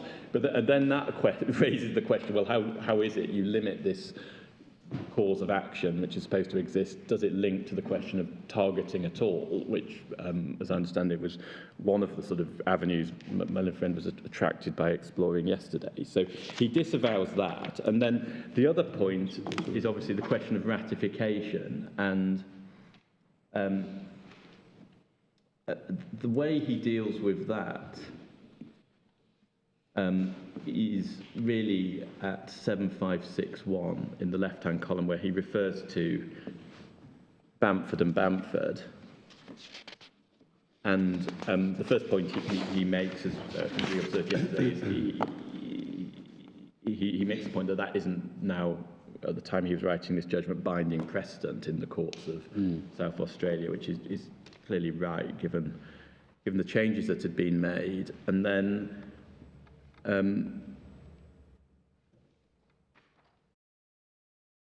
if you go down the left-hand column, the point he seems to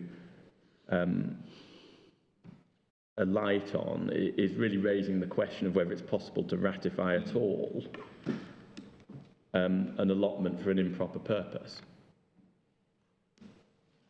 And that's the way in which he deals with Bamford and Bamford. And in our submission... But he's quoted from Ngurli, which is talking about both the limits on what directors can do, but also the limits on what the shareholders can do. Yes. So I rather took him to be making the point that if the directors have acted improperly, and you come down to the shareholders looking to ratify, but they're going to fall foul of the limits on what they can do, then you won't be able to get a valid ratification at the end of the day. Well, I wonder if he's... I mean, I hadn't read it as being quite limited to that, because I'd understood him to be saying that even if you have a majority who are acting, the majority shareholders are acting bona fide, then they can't ratify, because they'd be ratifying an act that was done beyond the scope of the power. Because oppressive. I mean, he says this is an issue that may have to be resolved at trial. Yeah. Yes. No, indeed. Yes, he does say that is an issue. But what he seems to be saying in that passage that immediately precedes that, as we understand it, is that if a shareholder has a personal right of action, so if you proceed on the assumption the shareholder has a personal right of action to have his voting power undiminished, then there is a substantial argument that the majority can't ratify it. And well, you wouldn't need a trial on that. That would be a point of law. That's why I draw attention to the fact that he's set up this passage by referring to the limits on the power of the general meeting, and then says, and there'll have to be a trial on that. Well, I wonder. I mean, I do wonder about that, because I mean, if you look at the way he frames that passage, the premise on which he approaches it is to say, if it is correct that the shareholder has a personal right to have the voting power of his shares undiminished, and as I understand him to be said, I understand what he's saying is that if there is that personal right in a shareholder, then it follows that the majority shareholders can't, in effect, ratify to remove what would be the personal right of the individual shareholder. I mean, that's what I understand. That is what he's saying.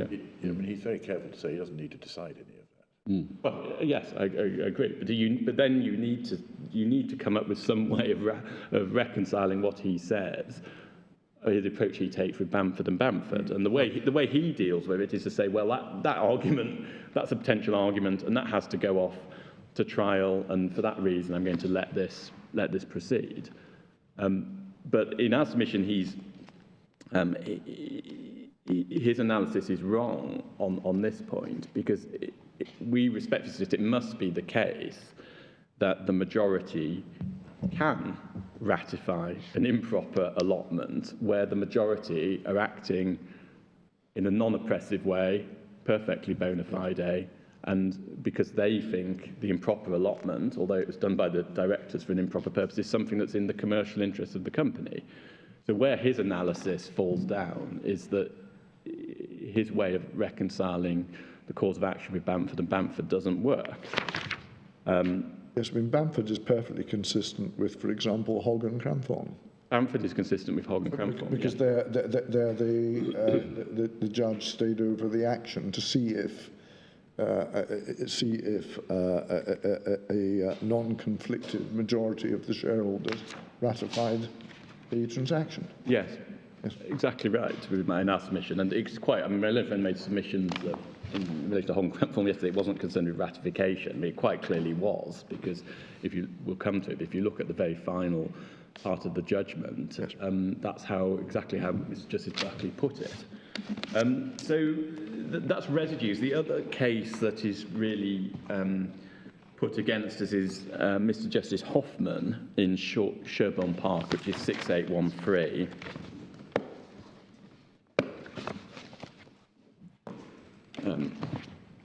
Happily got a short judgment. As your lordships know from my friend's submissions yesterday, it concerned an unfair prejudice petition presented by a shareholder, and the question for the court, in fact, was whether the petitioner was entitled to an indemnity for his costs from the company.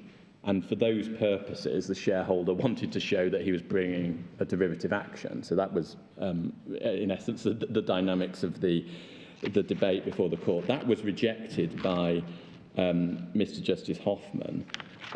It appears it was an ex parte motion in the company's court. There's relatively sparse citation of authority, and the judge doesn't refer to or deal with Hogg and Cranthorne or Bamford. The relevant part of the judgment is really 6815.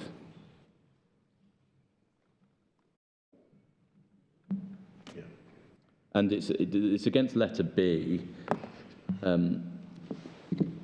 where he deals with the submission, where he records against letter B the submission that was made to him by Mr. Crowe. Derivative actions are not confined to misappropriation of the company's property. They can include other cases of abuse of fiduciary power, such as the allegedly wrongful share allotment in this case. So that was the submission. And then just above D, I've not heard any opposing argument, but I'm provisionally inclined to accept all of the submissions of counsel for the petitioner except B. I do not accept B because whether brought by writ or petition under section 459, this is not in my judgment of derivative action. Although the alleged breach of fiduciary duty by the board is inferior breach of its duty to the company, the wrong to the company is not the substance of the complaint. The company is not particularly concerned with who its shareholders are. The true basis of the action is an alleged infringement of the petitioner's individual rights as a shareholder. And then he goes on, the allotment is alleged to be an improper and unlawful exercise of the powers granted to the board by the articles. These are fiduciary powers not to be exercised for an improper purpose. And then he refers to Howard Smith and Ampol, and then says, an abuse of these powers is an infringement of a member's contractual rights under the articles. Now, obviously judgment of Mr. Justice Hoffman, so it's deserves the greatest respect. But it is a judgment given on an ex parte basis in the motion in the Companies Court.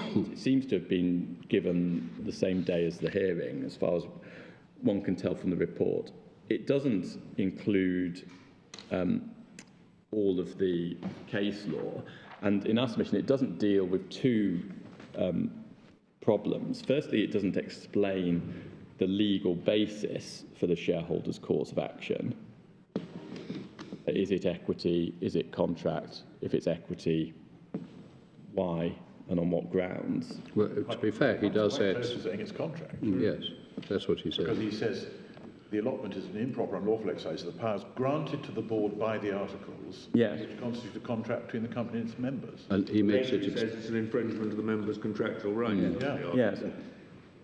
Well, let's assume he's... By which right, but... Yes. Well, let's assume he's saying that the right is grounded in contract. Well, one asks, well, what term of the articles is it that is said to give rise to the right? Is it express or implied? How is it that the right arises as a matter of contract? And if it's said to arise as a matter of contract in this way, then this obviously has nothing whatsoever to do with the proper purpose rule. Well, I'm sorry, but he says it does. I mean, that's what he's saying between D and G. Yes. He's saying that the proper purpose rule is part of the articles, part of the contract. Of the contract. Yes. So the proper purpose... I mean, we may say it's wrong, but that's what he's saying. Because the power is conferred on fiduciaries. Yes, the power, undoubtedly the proper purpose rule governs the exercise by the directors of their powers. He's saying that. He quotes the key passage from Howard Smith and Ample, which makes that point. But in terms of the standing of the shareholder to bring the action, that isn't based on the existence of the proper purpose rule giving a cause of action between the shareholder because it's intrinsic to the articles, is what he's saying. That's what he says. I mean, you may say it's wrong, but his meaning seems pretty clear to me. Well, as I understand it, what he's saying is you have if he's identifying the basis for the standing at all, he's saying it is a contractual right as a shareholder. Yes. And then you have a contractual right as a shareholder to say your articles, your position has been infringed. Once you establish that standing, you can come before the court and say the exercise of the powers by the directors was for an improper purpose. Oh, you're saying that is the breach of contract?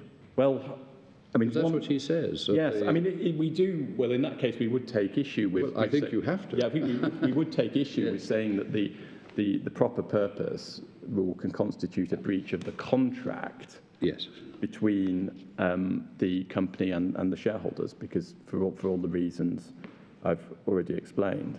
And I do observe, I mean, this analysis is obviously a completely different analysis to Chief Justice King in Residues, and it seems to be a completely different analysis to the case that's been put forward by the appellants here, and we would say different to the case they've actually pleaded. Now, where we get to on all of this is we say the cause of action for an improper allotment belongs to the company. To use the language of Foss and Harbottle, the company is the proper plaintiff. And there isn't a personal cause of action in an individual shareholder, whether against the company itself or at all, but the individual shareholder may be entitled to bring a derivative action if the fraud on the minority exception applies.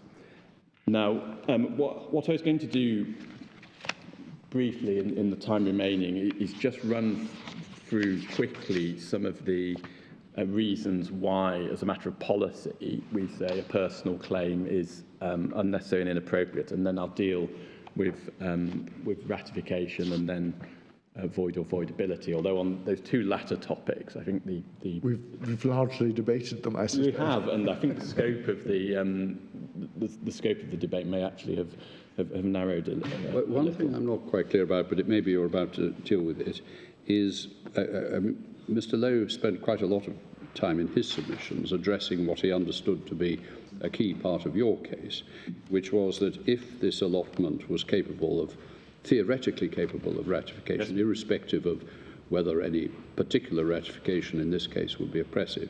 If it's capable of theoretical ratification, then it cannot constitute a personal action. And is that something you're coming to? Yeah, I was going to come to ratification after I've just dealt with... Oh, I see. So that's the point there. Yes, that's the ratification point, essentially. Okay. So in terms of the reasons against the personal claim, in terms of it being inappropriate and unnecessary, we deal with these in our written case at paragraphs 37 to 55. The first point is that in our submission, it's unnecessary for an individual shareholder to have a personal claim. Now, assuming that the allotment is not ratified by the shareholders, then the company will have its own claim for an improper allotment against the directors for breach of duty, potentially against the recipients of the shares, depending on their state of knowledge. If the company wrongfully fails to pursue that claim, then a minority shareholder may be able to do so by way of derivative action, and in particular that would be the case if the fraud on the minority exception to the rule in Foss and Harbottle applies. And that would apply if either the majority purports to ratify the allotment but does so in fraud of the minority, or otherwise the majority causes the company not to pursue the claim in fraud on the minority. Now, in terms of the application of the fraud on the minority exception, my learned friend, I think, has put in a case overnight called Family Mart. We were going to put in a different decision of my Lord Richards, but in fact the decision my learned friend refers to quotes my Lord's decision in the early case of a case called Abu Raya. If I can just show you, if you have available Family Mart, which came in from my learned friend. It's a Cayman case. It's a Cayman case, yes. Which came in from my learned friend last night. I think this is the easiest way to... I'm not sure if it's found... It is FSD. It's FSD 165. That's the one, exactly. So it's a Cayman case. It's Mr. Justice Kaywilly. Sorry, I'm just trying to find it. FSD 165 or something, you can just see. Oh, I've got it, yes, thank you. Yes, if you want the PDF page number, it's page 7. Thank you.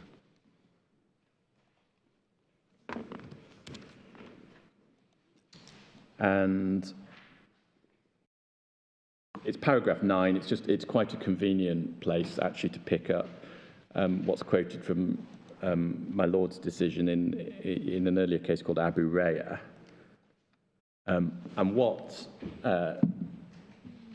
that establishes, by reference to the earlier authorities, is the fraud on the minority exception will apply in two circumstances. One, where there's a deliberate and dishonest breach by the directors, and secondly, where there's been any other kind of breach, but that has resulted in a benefit to the wrongdoers.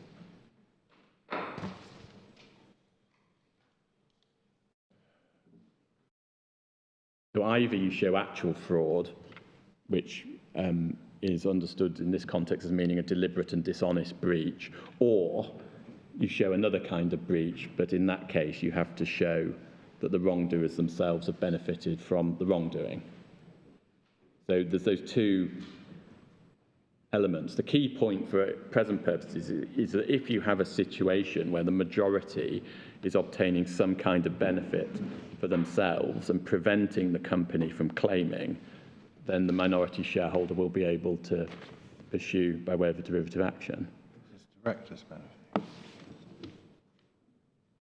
Now, it's not just to take the facts of this case, and we make this point in our written case, it's never been said by Tianrui that they wouldn't have been able to pursue this claim at the outset by way of a derivative action if they'd gone to court at the inception and sought permission from the court and formulated the action in the right way. Has it been said by you that they can't?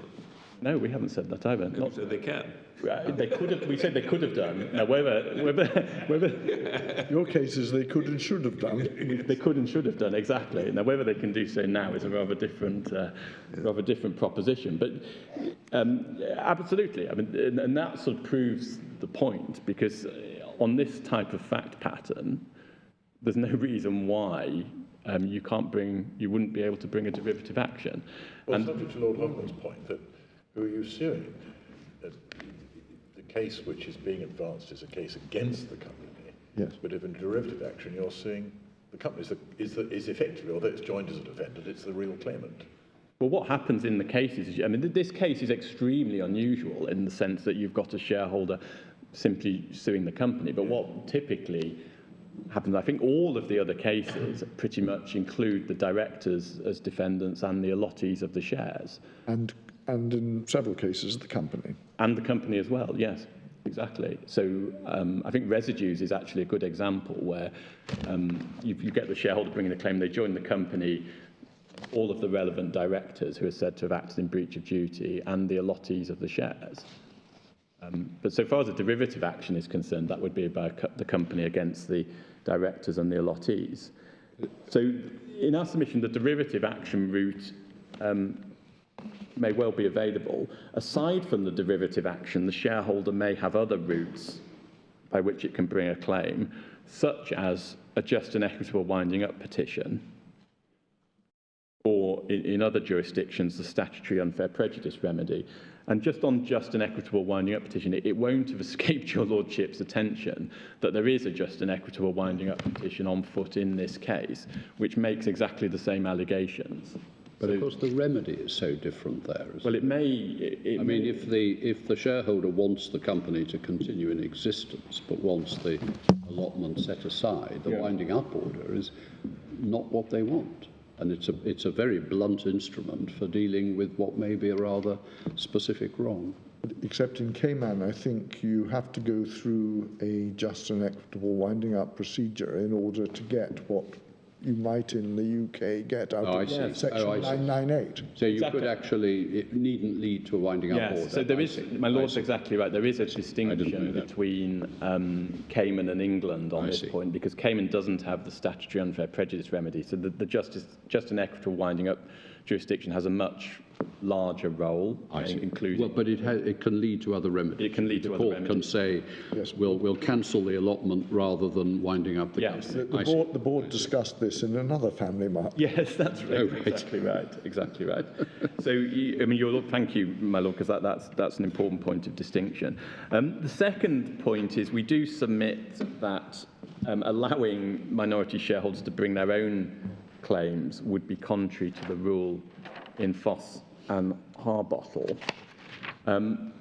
Now, as explained by the Supreme Court in Marex, there's the two aspects to the rule in Foss and Harbottle, the proper plaintiff rule and the majority rule principle as we've described it. If we just bring up Marex at 6220, this is not, I think, particularly controversial, but just to remind your lordships, it's paragraphs 35 through to 37 in the judgment of Lord Reed. Did you say 6220? Yes. I did say 6220, yes, my lord. And Lord Reed identified two aspects to the rule. The first is just by E. The first is that the proper plaintiff in an action in respect of a wrong alleged to be done to a corporation is prima facie the corporation. And then just above F, the second aspect of the rule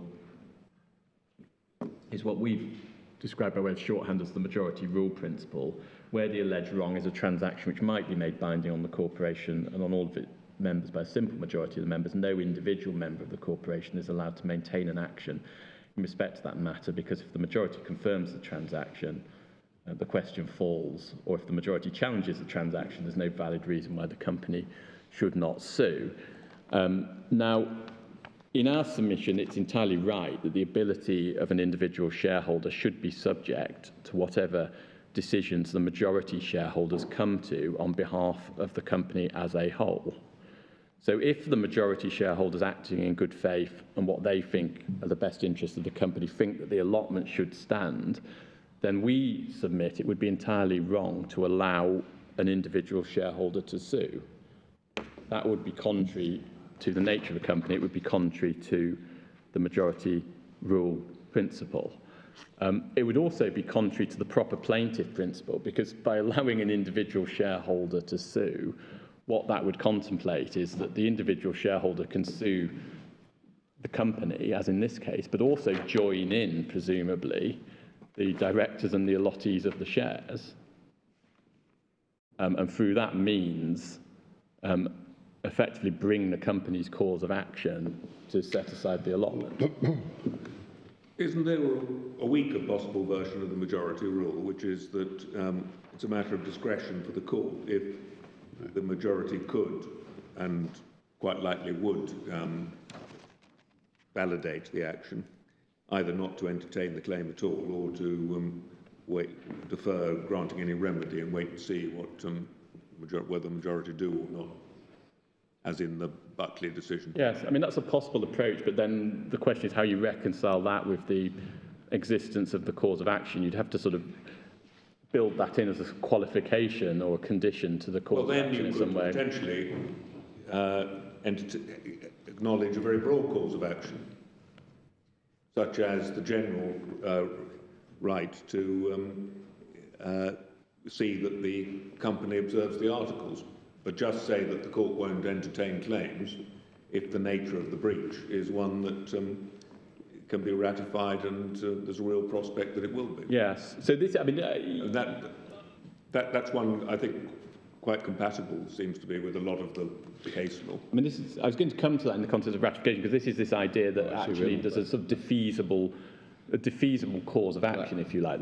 I mean, I wanted to come back on this, but and it may be highly relevant to ratification, but where it's said that the alleged wrong is a transaction which might be made binding on the corporation and so on, are you submitting that that's a theoretical situation, or is it the alleged wrong in the particular circumstances of the case? In other words, if the circumstances are that the ratification resolution would be passed only on the votes of the alleged wrongdoers, then would that be ratification? No, that would. No, it wouldn't. It wouldn't be. Facts of the case, but so it's not a theoretical ratification we're talking about here, is it? It's where the alleged wrong, the wrong in the particular case, might be made binding by a simple majority of members. But because you would have to disallow the votes of the alleged wrongdoers, actually the claimant has a majority, so it won't be ratified. Isn't that what's being said here? Yes, I mean, in terms of how ratification would work. Well, I'm just going on back to, I mean, maybe I'm taking you out of turn, and I apologise, but this is not theoretical ratification that is being addressed here. No, that's not how that's not what one is saying. Obviously, in terms of the application of that principle to any particular transaction depends on actual ratification. But our point, just taking a step back, is that what is my learned friend's argument doesn't work in saying that an individual shareholder has a cause of action for an improper allotment because of the ability potentially of the company to ratify. Now, those two can't exist in absolute terms alongside each other in our submission. Now, one solution to it is my Lord's point, is to say, well, actually, the cause of action isn't an absolute cause of action. It's defeasible in the sense that it exists until such time as the company in general meeting do validly ratify or not. That's what happened in Hogg and Bamford. And I'm going to come to that point because conceptually, that point that would, I think, be a means of reconciling the 2 points. That's not, I think, really how it's been put to date by my learned friend. But unless you can rationalise it in some way like that, the personal cause of action is always going to run into the fact that you may be able, through the company, to ratify any individual transaction.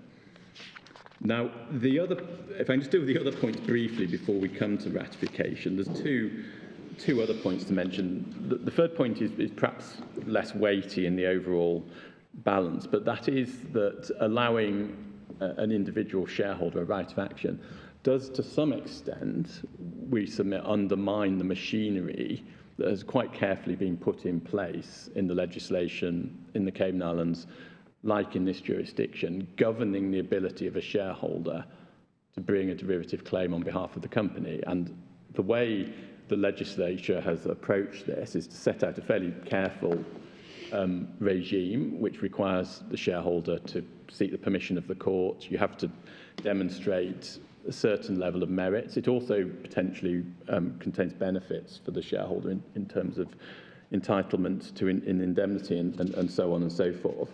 But as is described, that machinery performs an important policy purpose in terms of filtering out what are obviously bad claims at an early stage, but also preventing multiplicity of claims, because it allows the court to regulate the proceedings at an early stage. And if one takes the view, well, actually, in the case of improper allotment, the shareholder's just got their own personal right of action, you're in effect circumventing all that machinery, because the shareholder doesn't have to obtain permission for bringing a claim.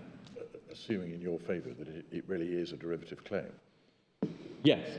That you really are claiming for some wrong done to the company. Well, I don't think it's been alleged that the company doesn't have its own cause of action in relation to an improper allotment. I think the debate has been whether the shareholder has its cause of action in addition rather than to the exclusion of the company's cause of action. I mean, if the directors do an improper allotment, clearly the company has a claim against the directors for breach of duty. So, and if the allottees are on notice, and against the allottees if the indictment is done. Exactly. Yeah.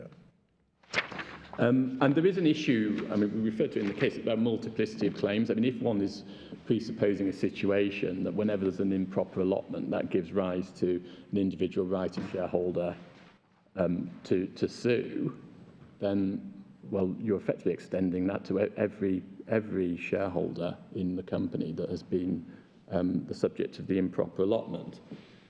Now, the fourth point, the final point we make in this context is simply the question of the utility of a personal action by a shareholder against the company, the question of utility. Now, an action by the company against the directors for breach of duty makes sense because the company can recover damages from the directors for any loss that's suffered, to the extent there has been any.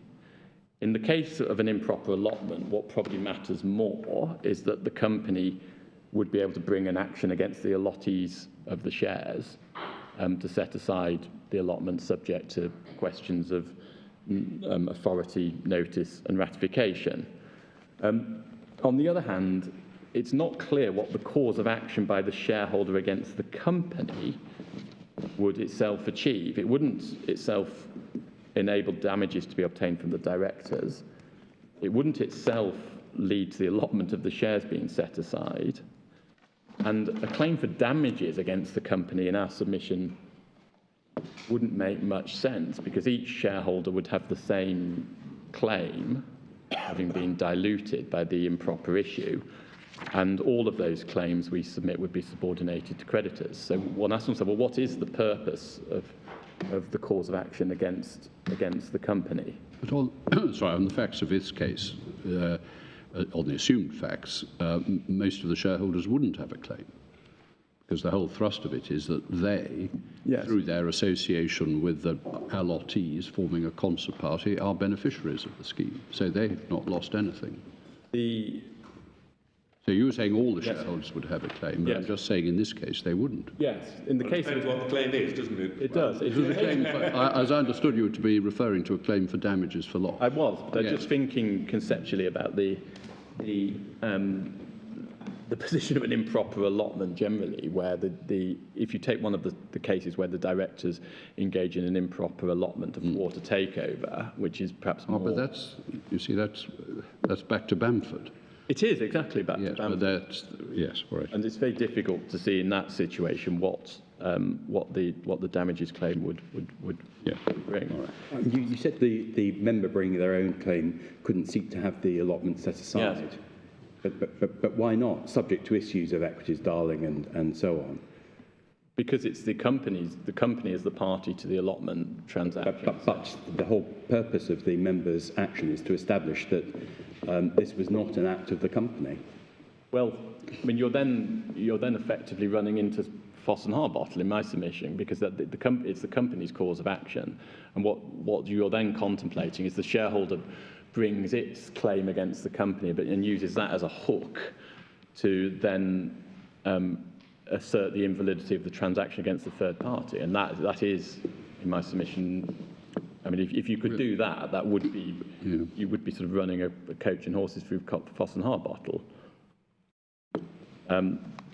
Now, what I wanted to do, I mean, we've dealt with, I think,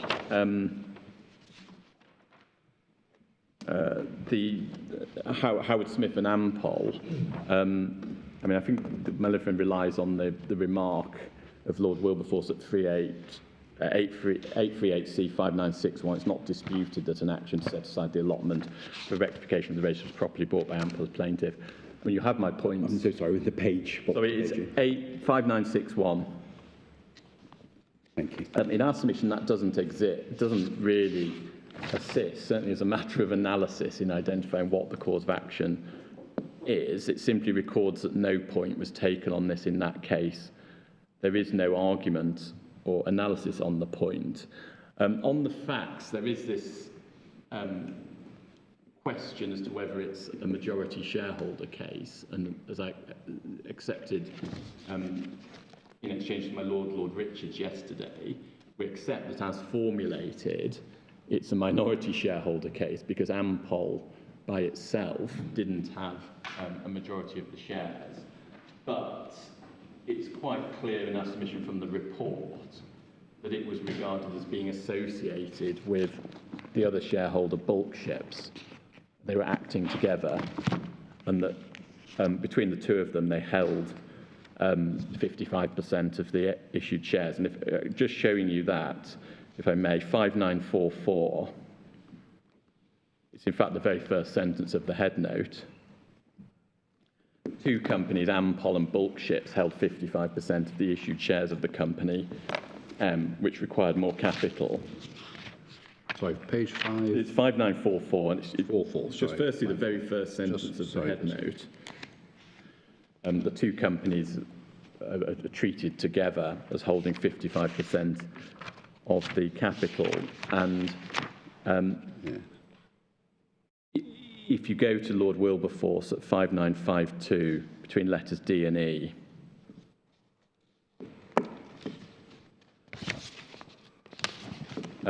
it's clear that Ampol was treated as being associated with Bulk Ships.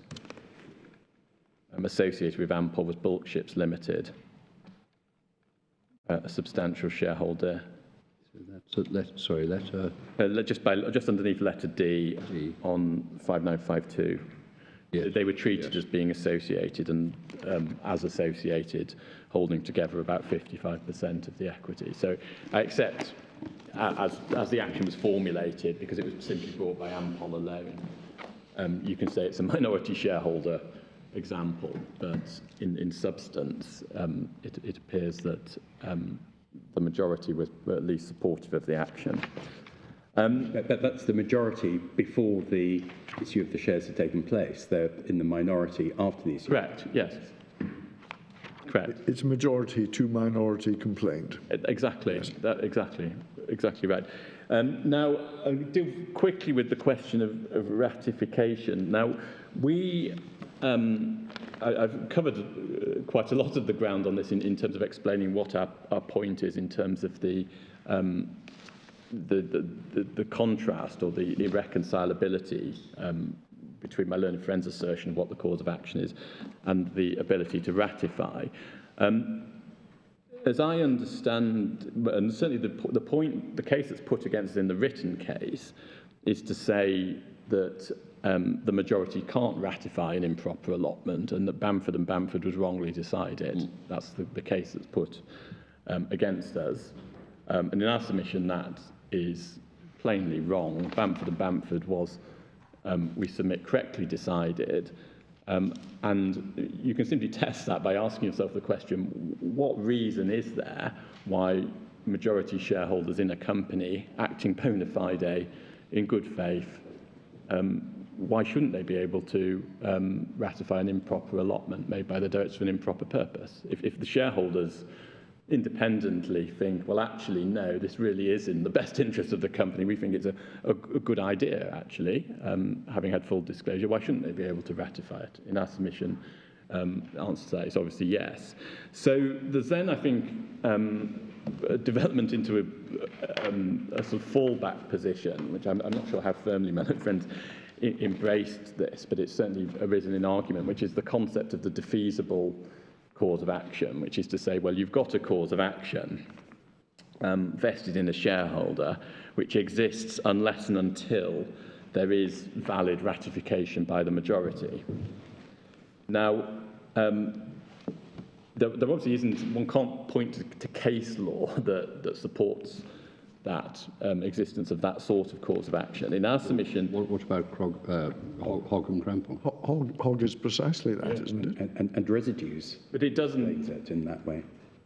Well, that depends. That assumes that in Hogg was saying there is a personal cause of action, though. And if you... I mean, yeah, I mean... It was a personal cause of action. Well, it was brought by the majority. It was understood by the judge to be one, wasn't it? Yes, it wasn't... the decision doesn't articulate what the cause of action might be, but it proceeds on the basis brought by a majority shareholder, so it falls into that category of cases. What I mean is the judge doesn't articulate or identify what it is as a matter of law gives rise to the cause of action and why it is a defeasible cause of action. None of that is, I think it's fair to say, addressed in any of those terms in the judgment. In our submission, the concept of a defeasible cause of action is odd because it presupposes that the company does a wrong vis-a-vis its own shareholder by an improper allotment, and that wrong is then actionable at the suit of the shareholder against the company. So just pausing there, the shareholder's been the subject of a wrong by the company. The shareholder has a vested cause of action against the company, presumably for damages, amongst other things, but that the company itself, as the wrongdoer, can then absolve itself of the breach by ratifying. And in our submission, it's extremely odd to conceive of a cause of action where the wrongdoer itself, in effect, absolves itself of the breach and removes a vested cause of action from the innocent party for damages. Isn't it what happening is that the shareholders, let's suppose by validly endorsing the allotment of shares, are making it a valid issue of shares, and therefore no loss has been suffered. Well, except there may have been a cause of action, but there's no remedy required now. But what you're assuming is that on this analysis, there's something that is done which is improper and a wrong vis-a-vis the shareholders, i.e. the improper allotment by the directors. That gives the shareholder at that point an accrued cause of action to claim damages from the company as the wrongdoer, but then that the company can then, in effect, say, no, I'm absolving myself, to put it in personal terms, of the breach and removing your cause of action for damages. I mean, there are all sorts of claims which are as you call it, defeasible causes of action. I may have a claim for specific performance of a contract for sale of land, and as I'm walking into court, I'm handed a conveyance of the land. Well, that's the end of my cause of action. What's the problem? Well, that's a case where you've had, I mean, that would simply be a case of performance. So, well, it may be, but the defendant has done something which takes away what appeared to be initially a claim for substantial damages. Let's suppose the market has arisen. But it's slightly different, isn't it? I mean, if you've got a claim for damages and then someone pays you the damages, I mean, that obviously removes your cause of action. But in a sense, I mean, I'm thinking back to my Lord's comment. Yes. If what the shareholders do is acting genuinely in the interests of the company and not oppressively decide that this allotment is actually a good one, albeit that they're not constrained in quite the same way by the proper purpose rule, albeit for a purpose out with the purpose of which the directors have the power to do it, well, what's wrong with that? Then it becomes a perfectly good allotment. I mean, in a sense, it sort of replaces the defective one. Yeah. Yes, well, although in my submission it remains a rather odd concept, because you're still saying there was something that was done which was a wrong to the shareholder by the direct. You think the individual shareholders have suffered a wrong in their capacity as individual shareholders by having been subject to the improper allotment, which has diluted them. That's a wrong that has caused them loss. Well, if it has but caused them loss, but if it's put right, as it were, by the shareholders, then what the court's doing is I'm not going to grant a remedy because there's nothing that needs remedying now. Well, I mean, it often happens when when some breach of contract occurs or something, and if no harm is caused, then the court won't grant any relief. Yes, I mean, maybe I can't take it any further. I mean, ultimately, I mean, in our submission, it's an odd concept. There isn't an authority that supports it. I mean, obviously, it's open to your lordships to say that is the nature of the cause of action. As I say, I mean, I accept that if you analyse it that way, it reconciles the two difficulties, but you're effectively... Also, I mean, that is the way to look at it from an agency point of view. I mean, because here, the company is the principal. Yes. It has one set of agents who act outside their authority, so that doesn't count as the act of the principal. But then there is another organ which is capable of acting within its authority, which simply ratifies what was done improperly before. Yes. Well, as a matter of... I accept that vis-à-vis ratification vis-à-vis a third party, but I mean, I mean, I don't repeat myself, but you're quite right. You get back into focusing upon what the cause of action is. But if the cause of action is linked to ideas of proper exercise of powers within the company, then it doesn't seem so peculiar to say, well, it can be ratified by the relevant organ. Yeah. So, I mean, that was, I'm very conscious I've probably got about 1 minute left, but a couple of minutes if you... I think that's possibly all I need to say on ratification, because I think once you've disposed of the idea that Bamford & Bamford has wrongly decided, the debate becomes a much narrower one, really, about the nature of the cause of action, whether it exists in those terms.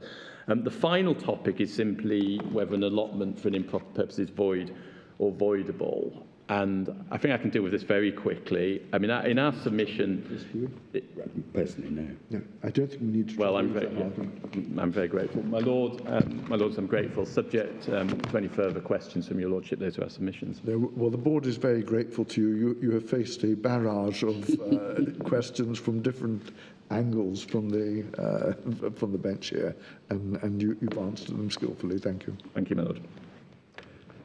Yes. I'll try and contribute to this debate. But anyway, your lordships will see some of the points that we would like you to take into account. The memorandum is also part of the contractual framework. Section 12 of the Companies Act, which we sent to you, has the same section that the articles have, effectively.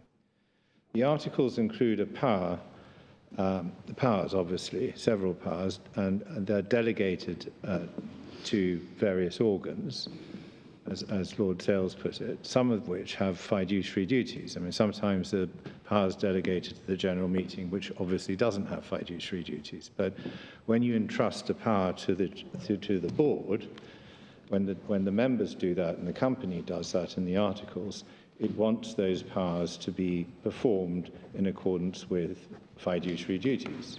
That's why they're there. There's nothing very difficult about an agency contract analysis, whether you put it as agency or corporate organs doing things, because there are really two separate relations. There's the relationship between the board, the company, and its corporate organ, the agent or the board, the directors who it appoints. But the company also has a separate relationship in contract with the members.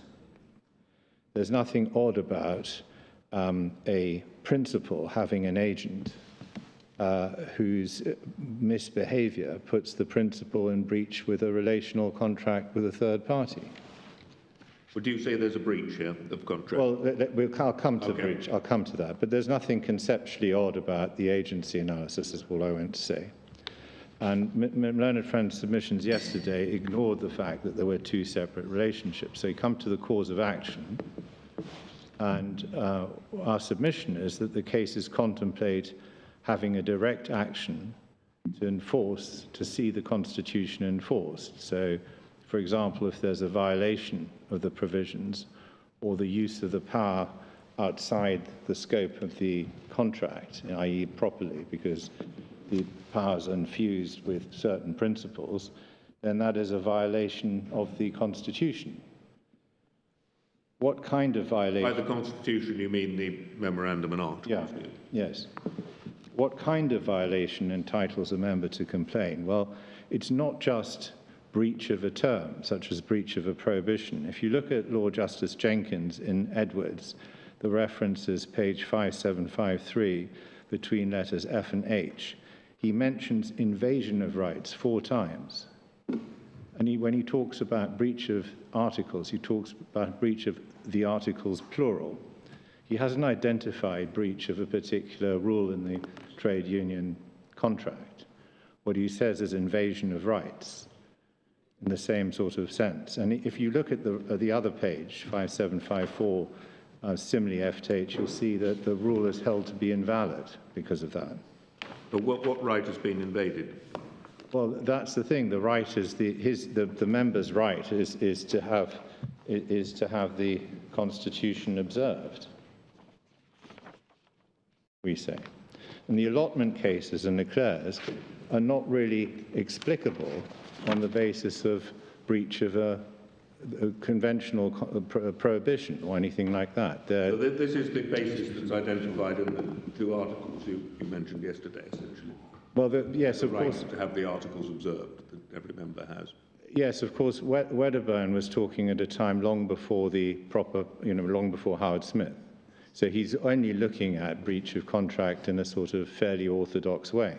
Well, but if it's a general right, it applies to that kind of breach, yes, and it applies to this kind of breach. It does. His principle is still good. Yes. We say that when there are contractual powers, the way to read those powers is that they are limited by or infused with equitable principles. And the allotment cases proceed on that basis. And members are allowed, in those cases, to enforce that contract, the obligations to observe those powers in accordance with the equitable constraints that they have. As far as the derivative action is concerned, the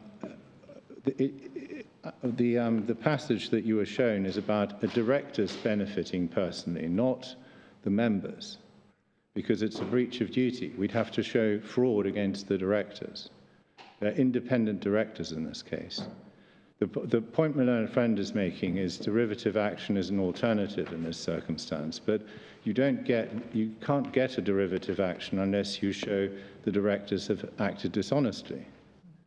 And you can't say the members have acted dishonestly and get a derivative action because it has to be a dishonest breach of duty, and it's a derivative claim by the company, on behalf of the company, rather. The winding up petition as an alternative, you don't have section 95.3 before you, and it wasn't fully quoted in Family Mart at paragraph 15, but we'll let you have that. You can't cancel shares. You can order a buyout. You can make an order for the conduct of the future conduct of the company, and you can order the company to bring a derivative claim, or to bring a claim. Can I deal with the voidable distinction. Just before you do that, you posed yourself a question, Did I? which was what types of breach are actionable by a member personally? Yes. And, well, what is your answer to the question you posed? Well, the exercise of a power outside the scope of the contract is a misexercise. It's a breach. So it doesn't, I mean, just any breach of duty by the directors in exercising powers under the articles? The directors have a lot of powers that aren't set out in the articles, but exercising a power in the articles... No, sorry, go on. Exercising a power in the articles improperly is a breach of the Constitution. So an individual shareholder has a personal claim in respect of any such breach in your submission? No, my submission and in our written case, our submission is that the members only have claims if they are directly affected. I see. That was really what I was... Yeah, I'm sorry. Well, what's the basis for that, then? If it's a breach of a right owed to you, an obligation owed to you to act in accordance with the articles, what interest establishes your claim, and how does that work? Well, if it's targeted at us, we would say, but the legal basis of it is it's restricting Wedderburn's proposition, because otherwise it becomes unworkable. You have to find... Well, one way of restricting his proposition is to say that if the breach is one the majority can ratify, then the court won't allow the claim to proceed. That's absolutely right. So is that the line you take, or are you saying that it actually, although in principle there's a breach of obligation owed to every shareholder, for some other reason only some shareholders can enforce their rights? No, only ones who are targeted, in which case why? Our submission is that ratifiability, theoretical ratifiability, is not a way of finding when you have a direct claim, but that doesn't mean that you can't ratify, and that's a different question. Mm-hmm. But that is not, we say, analytically how you define direct claims. We say that Wedderburn was right to focus on the contract. It's consistent with Quinn and Axton's, but that you have to place some limit on it. And the limit that's placed on it in the articles is about people not being able to complain, for example, about something that doesn't affect them at all. So you then have, for example, a provision about directors' service contracts or something like that, or that affects them all equally. Why can't they complain? Well, because it's a breach of contract. You're trying to find a balance between allowing directors... Well, I'm not asking what the underlying rationale is, but why, as a matter of legal analysis, can they not claim? Well, that's what's bedeviled company lawyers. I'm not sure I can answer that, but I mean, that's why I gave you the articles, because they deal with that. But can I just move through this, because I can't answer that question. Right. But my answer to the problem is to say that it's a violation of a contractual right. And when that's a substantial violation and it's targeted at you, and you can say you're affected differently, you ought to be able to have a claim, not just for any old breach of the articles, any irregularity about meetings or things like that. Saying that the exercise of a power is voidable refers to two things. It refers to the third party's rights being defeasible, for example, by notice, and it also refers to the practical necessity of challenging the transaction. Doing that, challenging the transaction, or deciding not to do so, it doesn't entail giving a release to the directors for breach of fiduciary duty, nor does it entail regularizing the invasion of rights of members if there is one. The decision whether or not to sue is something that is a new decision. It's usually made by directors, maybe sanctioned by the meeting, and it can be challenged separately. It tells you nothing about potential ratifiability. The fact the transaction is voidable doesn't determine ratifiability. Theoretical ratification is used here to deal with the exercise of a power for a particular improper purpose that we've identified. In Hogg, by the time ratification was an issue, there was no such purpose, as I tried to submit yesterday. And in Bamford, as your lordship put it to me, there wasn't this kind of improper purpose. It was an improper purpose that affected everyone equally. And if there was a wrong, that was a wrong to all. So if you have ratification at all, it can't be by a majority in the same way as in Bamford and Hogg. It has to be by a completely disinterested majority, I think, as your lordship were putting to my learned friend. But I think in the case of Hogg, the allottees who had an interest, they weren't allowed to vote. They weren't. Yes, so it has to be a disinterested general meeting. I'm agreeing that if there is ratified, if you can ratify, has to be by a disinterested majority. So you can't decide that as a theoretical question. You have to let it go to ratification, is my point. Yes. If you have an invasion of a personal right and it's not ratified in that way, it would be very odd to allow the guilty party, on the basis of theoretical ratifiability, to simply get out of it. And that's also not the logic of Lord Justice Jenkins' exceptions. The cases show, this is a point Lord Sales was asking about, the cases in there, Nurley, Percy and Mills, Hogg, Harlow, Howard Smith, Residues, and Mills, all show actions which members brought against the allottees.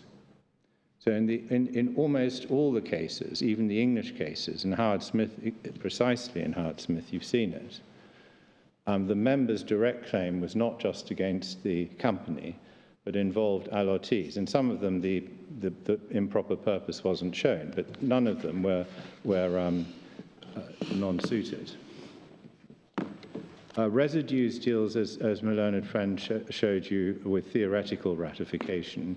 If you look at page 7561, and I don't ask you to do it now, but in that passage, before even if, he says, I don't think it could be ratified theoretically. He then says, but even if it could be, and that's the bit my submission is essentially in those two stages. Just give me that page again, please. 7561. Thank you very much. We also submit that ratification of a breach of a single, for example, a breach of fiduciary duty by one or two directors is fundamentally different to ratifying the exercise of a power by the board for an improper purpose.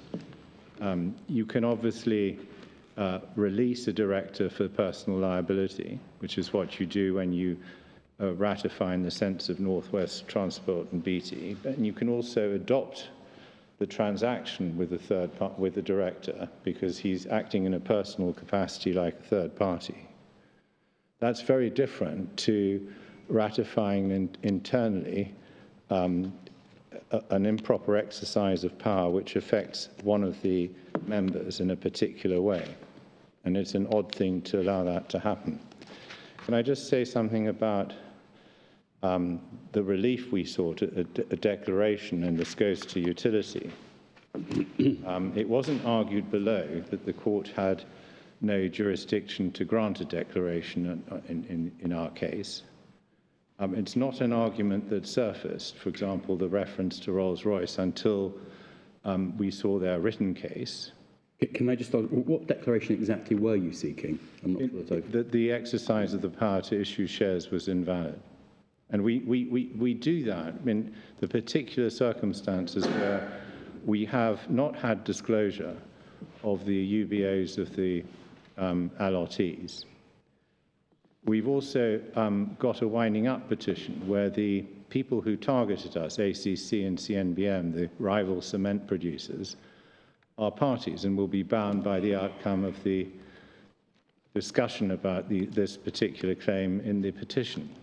Who are parties? ACC and CNBM. I mean, I didn't say it yesterday, but you appreciate this is a battle between three of the largest cement producers. And this is about, that's why a merger would be... So you say they will be bound by the declaration? Yeah.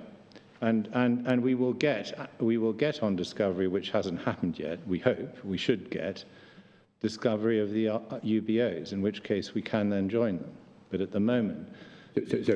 So are you basically saying, when you have the information, you'll have joined everyone that has benefited from this allotment, and they will be bound by such declaration as is given by the court? Is that well, we for example, there's a very large shareholder called Citara. It got the first bond and also got some of the second bonds. And that's somebody we would join. We'd have to work out the practicalities of service and so on. And one of the options we had in discussions with the judge is that the liquidator might do that. In terms of Foss and Harbottle and policy arguments, these objections would also go to claims for many other breaches of the Constitution, which can be brought.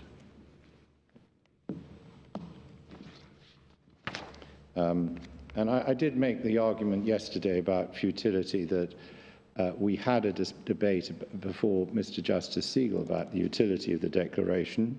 He dealt with it. It wasn't raised on appeal. And it was really odd to see it in the case. I think that I had one other point I wanted to make on Jessica Hudson and the fiduciary power. I think the explanation I've seen in other articles is that the fraud on the power was first applied to powers of appointment, which were not in the hands of fiduciaries at all. I mean, in Clute, the power of appointment was exercised by the father improperly. He exercised it so that the son would effectively give him back the money. So he could mortgage and sell the equitable interest, which is what he did, gave the father back the money. But the father was not a trustee. He'd been given the power of appointment under the trust instrument, but he wasn't described as a fiduciary. And the argument is that sometimes that's the case. I don't know if that assists in the debate, but you seem to have in mind a particular case. Well, Clute itself is sorry, I'm so sorry. I thought I said Clute. Clute itself is a case where the power of appointment doesn't seem to have been exercised by a fiduciary. I just check. I think otherwise there was enough debate that I don't think I can add to it any further. Can you just give me the reference to where the judge dealt with the declaration appointment? I did, yes, just give me a second. He dealt with there was an argument about abuse of process and why we were doing this and he deals with it at page 40 to 41 of the, no, that's the wrong reference, I'm so sorry. 83, page 82 and 83. Of the internal numbering. Of the I think it was the key document. Is this paragraph 81? Yeah, it's paragraph 81E. And the one you showed us yesterday? Yeah. Yes. Oh, sorry, yes, I'd forgotten. I mean, it was Mr. Smith's predecessor who argued that this was a nonsense claim. It was an abuse. It shouldn't have been brought. It really achieved nothing.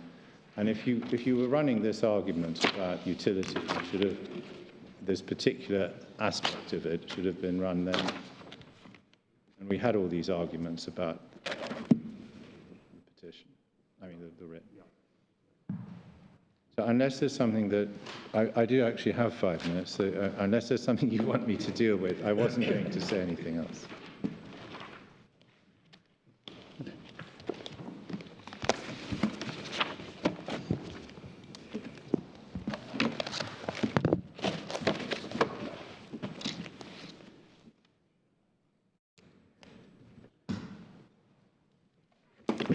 Well, it only remains for the board to thank council for their submissions in what is an interesting and complex case, and also to thank those who sit behind counsel for their assistance in the preparation of the papers and the arguments in this appeal. The board will take time to consider what advice it will humbly tender to His Majesty.